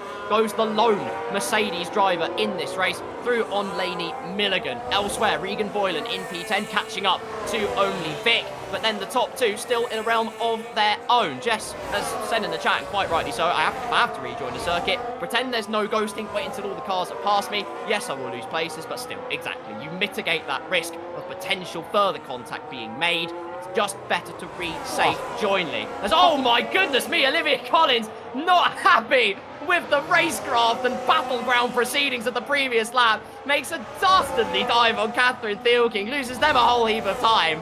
I think whether they let Catherine Theelking through or not, I think it's the right conclusion regardless. That was probably a day late and $1 short on that one. Came from the United States. She was so far back, launching it into turn one. It was a bit of a Dick Dastardly move. We'll wait and see if there's a dog that's just squeaking in the second seat of that car. Regan Boylan getting it from multiple angles. Only Vic just in front, trying to attack them, but Angel Kirby nipping through, finding a pocket of space to plant that Haas and get one over on the Audi and push them outside of the top 10s.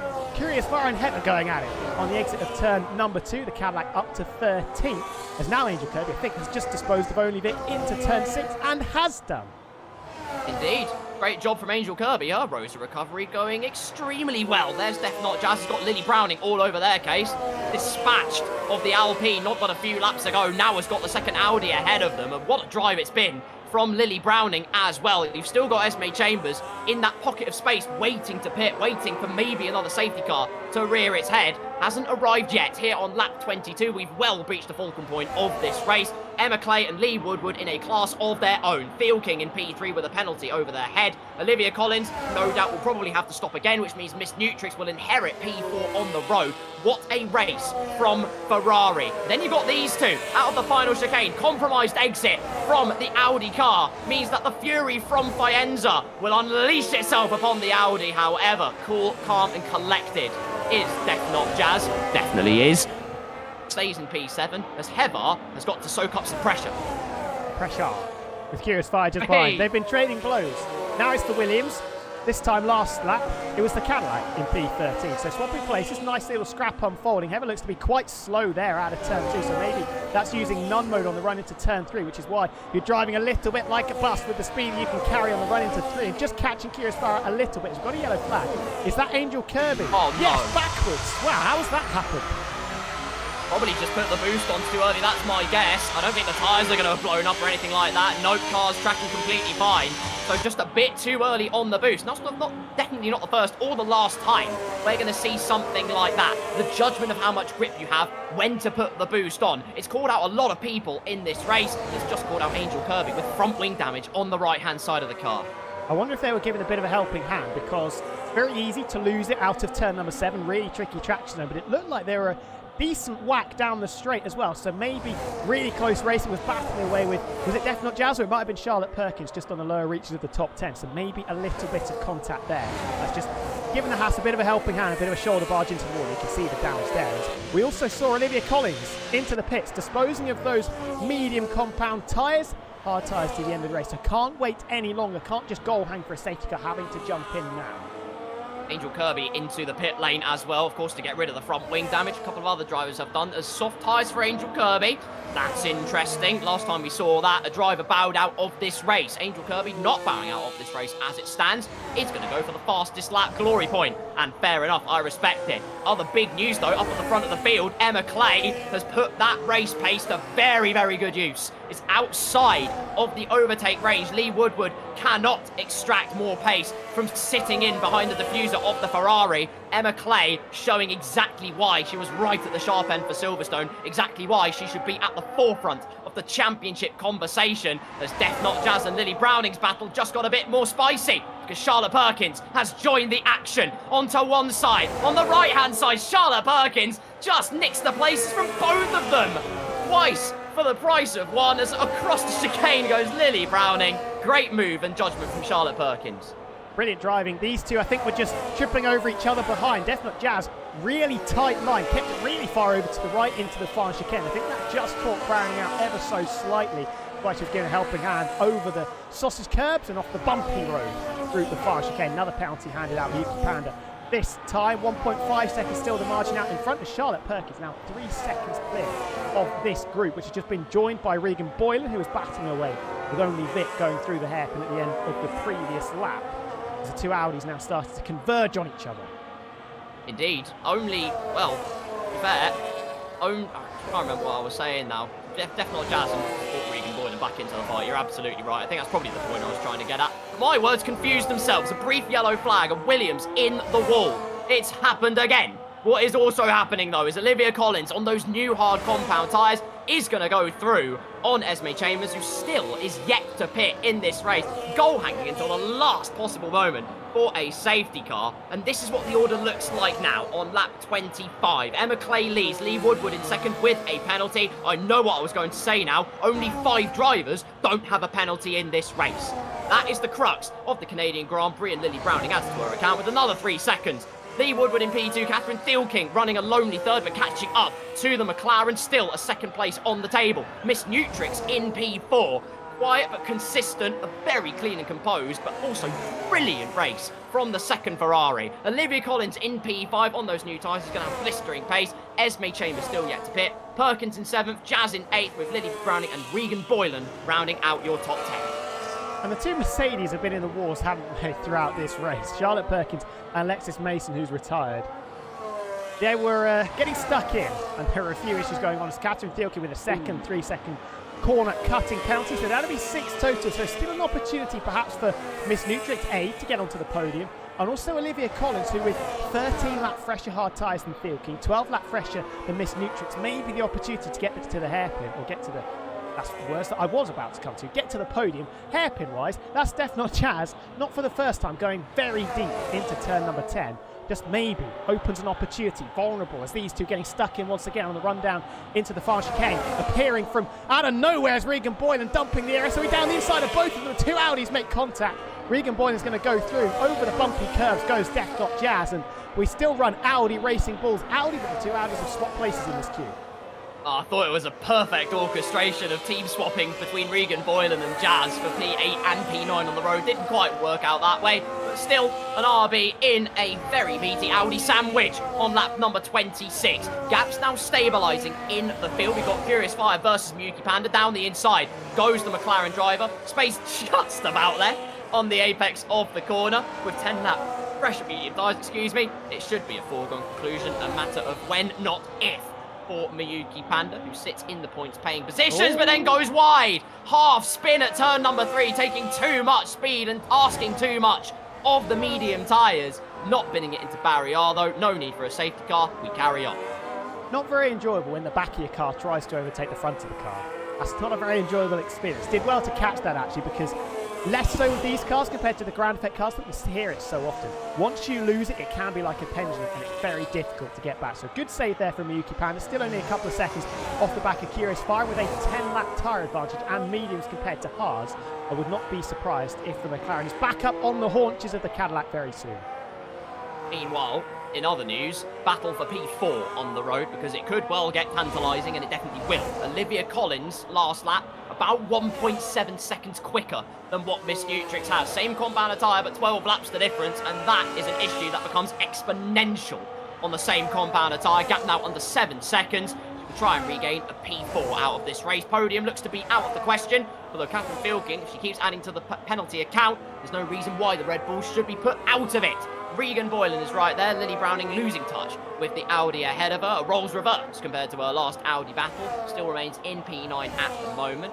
Hevar, though, has recovered very decently indeed. Was in the wars a little bit earlier in this race. Has kept it clean, though, where so many drivers haven't been able to at the circuit. Gilles Villeneuve. Hevar has been able to do so, and Olivia Collins has not. And that makes her charge up to P4 just a little bit trickier. She's got to make the move and then get the gap, and time is ticking away. Lap 28, 4/5 of the way through this race. Emma Clay leads. Charlotte Perkins moves up because Esme Chambers finally has to bail out on the hard compound tyres at the end of lap 27. It was a valiant effort, but the safety car just never arrived. As only Vic moves into the top 10.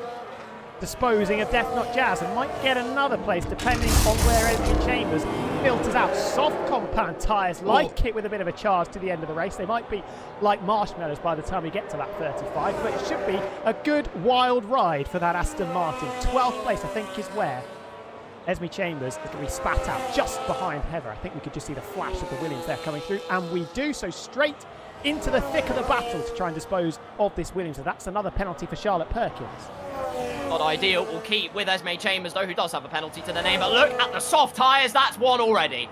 Hit the pocket, left, right, good night, and through into P11. Next target up the road has to get the gap as well to ascertain the position, but already she's broken a second. Yellow flag, though, through the first two corners. Who's just gone round? It looked like a Red Bull, potentially. I think it was Lady Milligan, yes. No need for a safety car. Another yellow flag, though, as that might well have been Death Not Jazz or Only Vic. It was definitely one of those two cars getting it all crossed up out of the chicane. Again, no harm being done on they carry. Esme Chambers has already halved the gap to Only Vic, and that's just how powerful the soft tyres are going to be. But as Tom Wilkinson says, they're going to be s'mores by the end.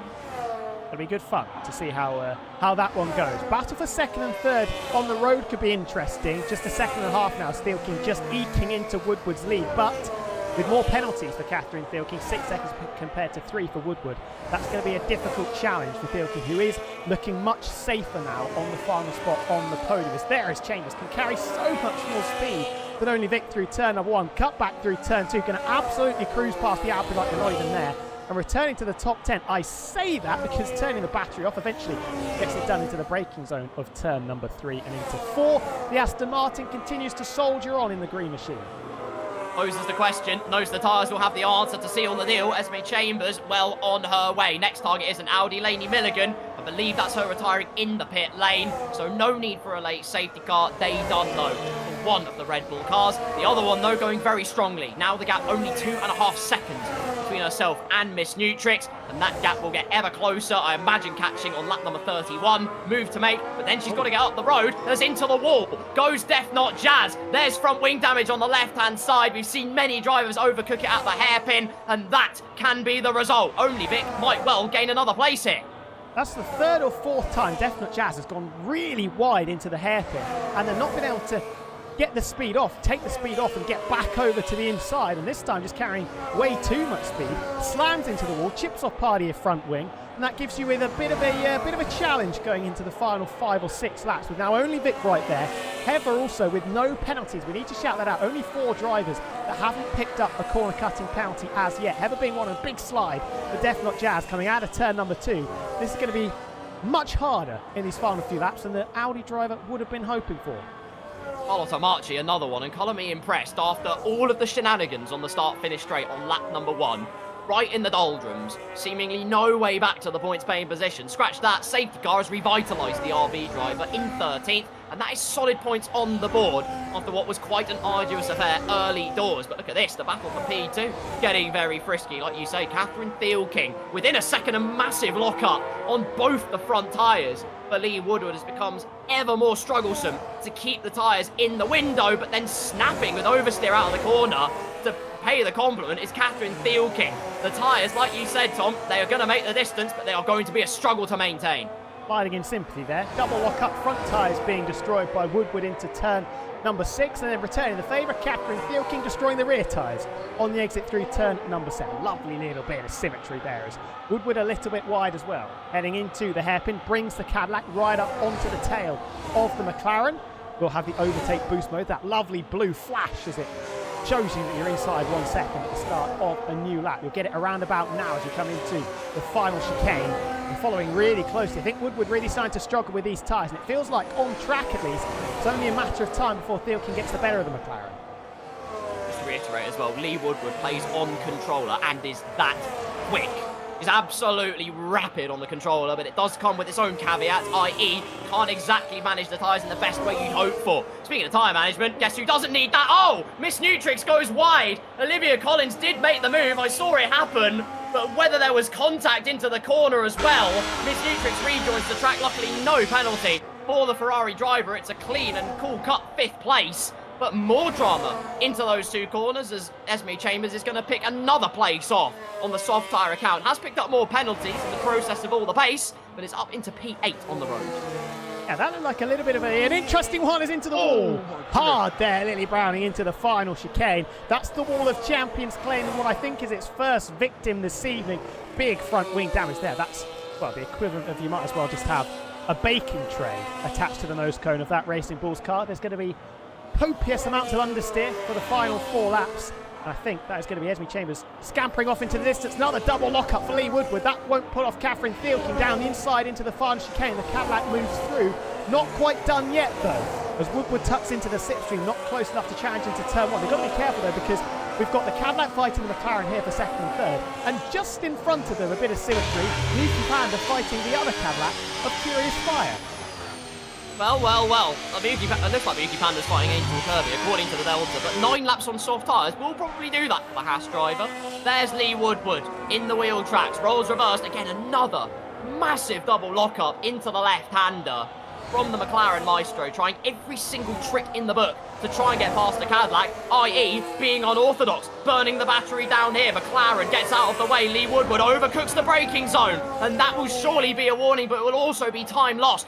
Crucially, that will allow Thielking to save the battery into the hairpin corner and just make, well, defending the position that little bit easier. This is the penalty situation, and all you have to say is, oh my god, there's quite a few penalties, ladies and gentlemen, but it makes the achievement for drivers that haven't got penalties all the more impressive, as Lily Browning looks like peels into the pit lane for an unscheduled stop to get the new fueling on and soft tyres to the end. Esme Chambers with 16 seconds worth of penalties. Must have been a 10-second penalty in there that we missed. Whether that was for speeding in the pit lane or something under the safety car, I'm not 100% sure, but that's going to throw you, well, I was going to say throw you backwards, but the gap back to Definite Jazz, who's got a 6-second penalty, is 14.5 seconds, so it might still be 8th place for Esme Chambers in this one. Emma Clay still one of 4 drivers, both Ferrari drivers, yet to pick up corner-cutting penalties with just a couple of tours left to go. As Thielking and Woodward have disposed of the Haas and the McLaren. It's quite annoying that on the track map, the Haas and the Cadillac both have exactly the same colour. Codemasters EA, please fix that one. Pleases and thank yous. As McLaren just settles into the work, should be able to secure P3 barring any maladies on the final couple of tours. Yeah, the only warning that I could see from the race director as I'm in the session for Emma Clay on lap 17, that was the only exceeded track limits that she has picked up the entire race. So what a consistent drive it's been for Emma Clay as Esme Chambers looks to get through on Regan Boylan. However, does have about 55 years worth of penalties, so that kind of puts it out of the conversation. But at least P7 on the track wouldn't be too bad. She'll stay P8 on the track as it stands because of the penalties behind. So fair play to Esme Chambers, all things considered. Emma Clay begins her last lap of the race. Lily Browning gets another 3 seconds, but we haven't really talked about Emma Clay too much, Tom, but I don't think we've needed to because it's been exemplary. It's been everything we expected to see from the Ferrari driver. Couldn't seal the deal in Silverstone. Technical issues out of the way. She has not put a foot wrong at all in Canada. Has been the personification of perfection. I think Catherine Thielking's round it is. Has dropped it. Is that on the run into turn 6? Yes, they're coming out of turns 3 and 4 and through the flat turn 5. Something has happened there for Catherine Thielking, whether that's the rear tyres letting go or a little bit of argy-bargy perhaps between themselves and Lee Woodward. I don't think it's going to make any difference to their finishing position with Olivia Collins still a few seconds back down the road. But back to Emma Clay, absolutely bulletproof, absolutely perfect. Only criticism, maybe you could have been a little bit quicker at getting past Esme Chambers on the safety car restart, but didn't take any risks at all. It's going to come through for what has been a very comfortable race victory. And if that's the only piece of advice we can give, then that gives you an idea of just how imperious Emma Clay has been. Just the final chicane, past the wall of champions, to align with the parallels of Season 1. She won Race 2 in Season 1. She's going to demolish Race 2 in Season 2. Emma Clay wins marvellously in Montreal. Reigning champion Lee Woodward takes P2. Was just not to be for Catherine Thielking, but claims P3 on the road. Olivia Collins claims P4. We wait for a fabulous 5th place from Miss Nutrix. One of the only other drivers to keep it clean with 0 penalties, and she's reaped the rewards beautifully. A massive haul of points. P5 for the Ferrari driver. Charlotte Perkins and a few others to cross the line with a massive snap into the wall. Esme Chambers, Regan Boylan's going to inherit P7. A strong race from the Audi driver. Brilliant drive at that. My goodness me, in the chaos in Canada. What a spectacle we've seen, Tom. Great race. Battles throughout, calmed down a little bit, but only when we got into the final 5 laps or so. There's the 16 seconds of penalties that will bump Esme Chambers back behind Regan Boylan. Like I said, excellent drive from both of the Audis, 7th and 9th. Both Ferraris performing very strongly too. Olivia Collins gave us some box-off action as well, battling very hard out there with some sometimes unsuccessful, but sometimes very successful late-braking manoeuvres. And Heather into the top 10 as well, courtesy of keeping it clean and not getting any penalties. There you go. And breathe, ladies and gentlemen. And breathe. What a day. I literally just thought the song for Esme Chambers as Def Not Jazz is visiting the point where the resafe journey didn't happen. Oh my god, I've gone to Narnia song. If you know, you know. On the podium, though, a hop, skip, and a jump. A show-stopping performance from Scuderia Ferrari, and especially Emma Clay. What a drive. Lay the premonition down at race number 1. Charlotte Perkins takes most of the accolades with fastest lap, most overtakes, the driver of the day. Cleanest driver, Carlotta Marchi. Well done, you. And of course, the race winner, Emma Clay. Your order is as such, with Lee Woodward taking 2nd place, a podium for the McLaren. Catherine Thielking, 2 podiums in 2 as well. Olivia Collins, Miss Nutrix, rounds out the top 5 with Charlotte Perkins. Regan Boylan in the Audi. Esme Chambers, Def Not Jazz. And Heather completing the top 10. Fabulous fairy tale there. Only Vic, Carlotta Marchi, Angel Kirby, Miyuki Panda, etc, Lily Browning, Lauren Nodding. The rest of the order is there for you to show. 4 drivers we lost during that race. Lainey Milligan, Alexis Mason, Alicia Hofflack, and Sarah Hardy. Well, what a race that was, Tom, honestly. And I think it explained exactly what it was that we were talking about before the race. And that was patience is a virtue. And you could see that from Emma Clay today. Yes. Didn't need to take any undue risks on the safety car restart when she didn't have track position. Could play it fairly cool, calm and collected. Get past Esme Chambers when the opportunity presented itself. And then really didn't look back. Once he dropped Lee Woodward out of the, I was going to say DRS test in 2025, out of the 1 second window for the overtake boost mode, was so serene out front. Just made it look really easy. Couldn't agree more with you. Absolutely brilliant stuff. And hopefully in a moment we can drag in one of our top 3 in for an interview. Get onto that in a moment. But again, up and down the grid as you look through, keeping it clean was the main thing of the day. Heather, who had not the greatest start to the race by all intents and purposes, let the safety car regain her rhythm, and then she applied just a clean race, gets a top 10 out of it. Deserving result for her as well. I think that's the biggest example of, if you keep it clean, you will get a very decent result. And no track limit penalties as well. I don't know how many warnings Heather was on, but that is the benefit. You're going to gain what? Maybe half a tenth if you just exceed track limits, if you just push the limits a little bit too much. You hand all of that back when you get 3, 6, 9, 12, in some cases 16 seconds worth of penalties. So I think it just shows you the difference, the minute microscopic differences of the difference between effectively that much by going over the white line. Couldn't agree more with you. I am at the mercy of Tom. I think he can move people. I hope he can. I'm at the mercy of him moving people in for it. If you can't move people, I doubt that I can. Who do you want to speak to? Oh, no. Not again. I remember we had this before. This is not good. In deja vu. Hopefully, honestly, pinch me. And again. I'd like, if we can, I'd like to speak to Emma Clay first. Only right, we race winner in for the first interview of the night. Happening. Oh, it's happened again. It has happened again. Everyone in the chat put hashtag blamed. No, don't actually. That's a bad idea. He'll kill me. But we'll get on to it. At least that's the plan. Whilst we're waiting for that, let's gloss over driver of the day. I mean, it's easy to say Emma Clay, but maybe you have a differing opinion, Tom. You put me on the spot there. Emma Clay's a great shout. Obviously, I think Miss Nucci's had a really nice race. Could have maybe been P4. Saw a couple of instants down into turn 1. Didn't quite catch the whole thing as Scotty's got straight in there because he absolutely loves it to throw TK under the bus. I think Miss Nutrix is a decent chat as well. Kept it clean for the most part. Pace it really strong. Consistency was, I think, the thing that was impressive as well. Consistency key, as so many people have said in the past. What earns you the result in the first place? Keep it out of the wall. Simple. Absolutely right. Yeah, no, that's it seems simple when you look back at it, but a track like Canada, you can't really emphasize just how important that is. I think driver of the day for me, I'm pick 2 drivers of the day. I'm gonna first say Miss Nutrix, P5. Seemed like it was a pretty quiet, composed drive, apart from slight drama with Olivia Collins. Kept her cool, and at the end of the day, got P5 out of it, and it's an amazing result. She should be super happy with that, as should Death Not Jazz. Maiden top 10 in the W1 Sim Series. Gave us some great entertainment out there, particularly Browning, one of my drivers of the day, up top as well. Whilst we're on tent hooks right now, ladies and mods, gentlemen. anyone in the chat that has Anyone mods help? in the Discord, we can Please. use your assistance, please. Maurice, I cannot do any interviews. This is horrible. Do you know what, whilst we're on tent hooks, we can tick off a few of the lists. So let's have a look at the calendar just to give you a brief reminder of where we are going in the future. As You've caught meanwhile, me off ladies guard and gentlemen, there. in the interview pen, I tip my metaphorical hat off to you, Emma Clay. That was a simply superlative drive out there. Very much put the Demons of Silverstone behind you tonight. Well, thank you, Carl. I mean, after last week, that's exactly what I needed.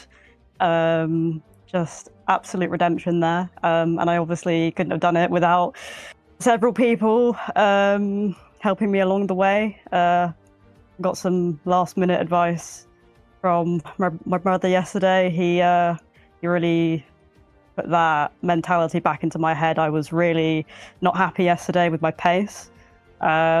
He gave me some pointers, some good old pep talks. And yeah, I think that was the difference between winning and losing today. But yeah, the pace was honestly, like, at the end of, like, after the safety car restart, I felt like I was driving really slowly because I just didn't want to make a mistake. But luckily, my tyre wear and my battery management was the thing that set it apart today, I think. And yeah, just super proud of the result. And obviously, Sana getting P5 as well. So it's a great result for the team. And I'm just, I couldn't be more happy, honestly.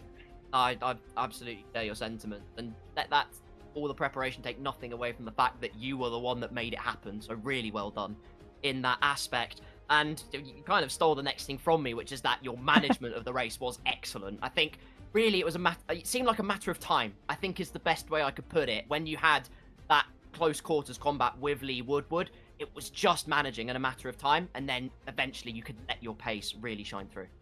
Yeah, absolutely. I thought Lee was quite quick off the safety car restart. We both got past Esme. She hadn't pitted yet, so made easy work of that, of course, with the older tyres of hers. And yeah, I mean, I think originally off the safety car restart, I just used way too much battery. And then I had to keep, just recharging for quite a few laps there because Lee, I was getting told from my engineer that, oh, she's got like 100% battery, 90% battery. And I'm like, how? Like, what's going on here? So I had to take a bit of a step back. And then once I got past again, it was just, I noticed Lee was struggling a bit through the last chicane. So I just thought, if I can at least do that decently, I gained 3/10 just through those 2 corners.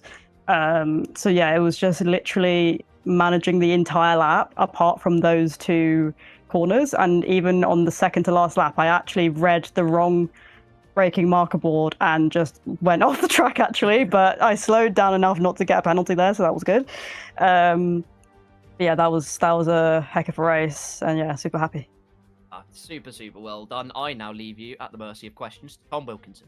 Oh, well, a lot of things have been covered. I just want to go, we've spoken about the battery, but tyre wear, we know that the rear tyres can take quite a punishing. Safety car came out probably slightly earlier than most of you would have liked because it was quite a long stint on the hard compound tyre. So what was it like trying to manage them? Was it a little bit sketchy when you got to the end of the race? Honestly, for me, because we restarted on lap 12, my pit lap for the mediums was lap 13. And for me, it didn't make a difference at all in terms of tyre wear.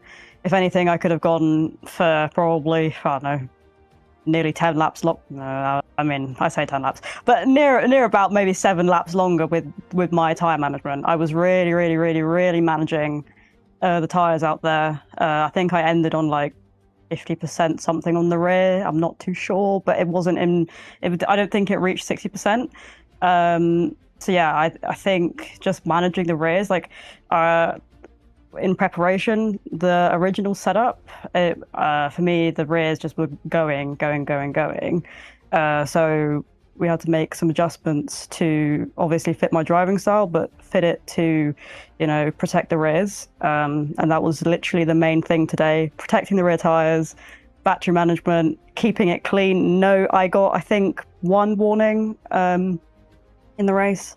That was super important because the amount of penalties that everyone got as well was crazy. So I just knew that if I kept it clean, did my routine, it was all going to work out. That's it from my side.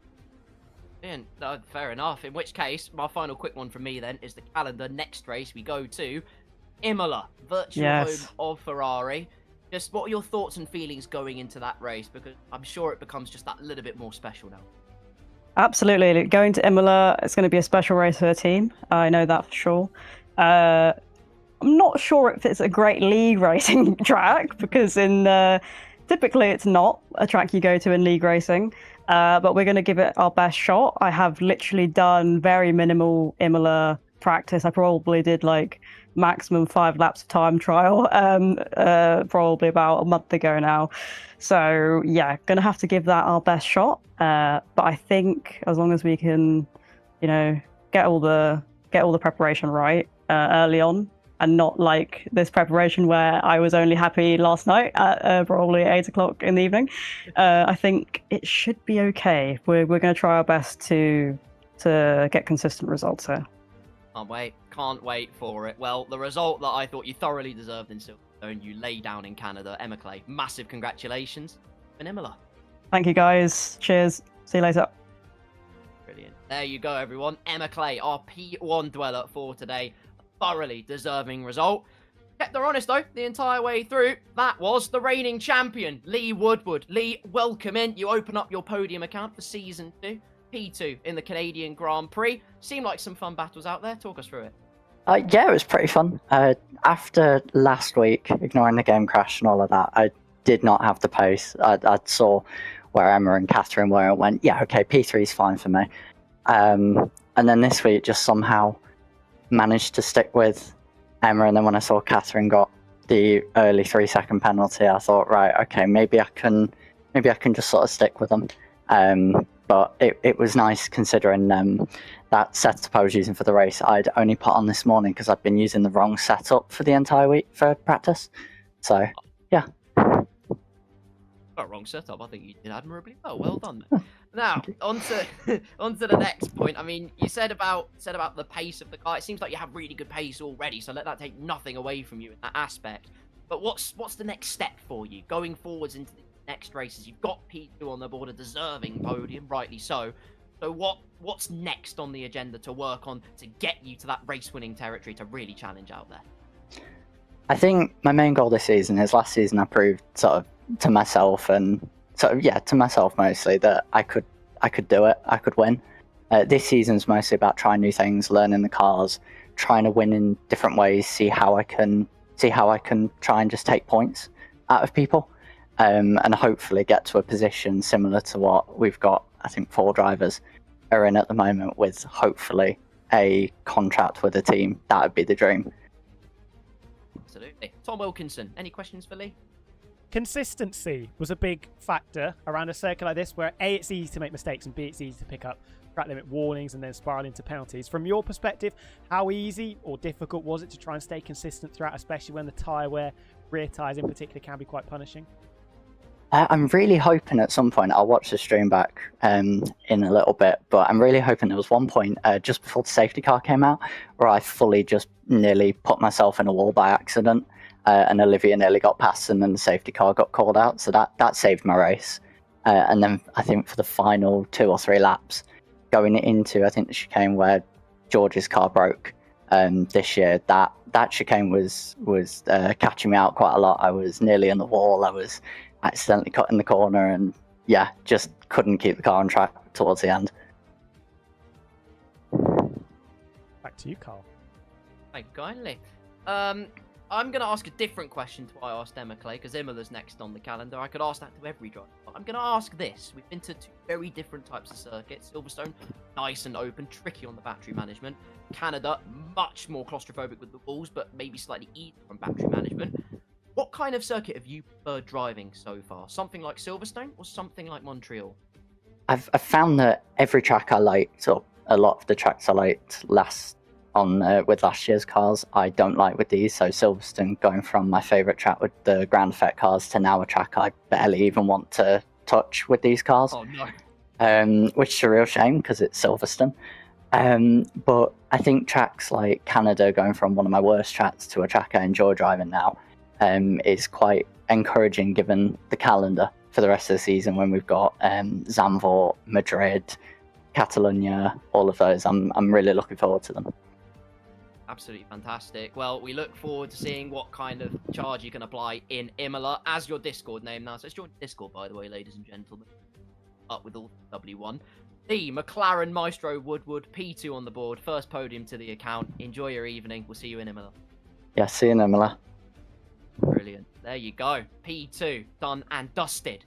And finally, whilst it seemed like a bit of an arduous affair, I'll tee you up, T-Dub. Anyway, I'll tee you up. Always on the Catherine ball. Field. Thank you. I'm going to bring Catherine. I'll let you start the questions. It seemed like a bit of an arduous affair out there for her, but it's still 2 podiums in a row as Catherine Fieldking joins us now in the interview room. Does. Live and in person. Catherine, podium for yourself.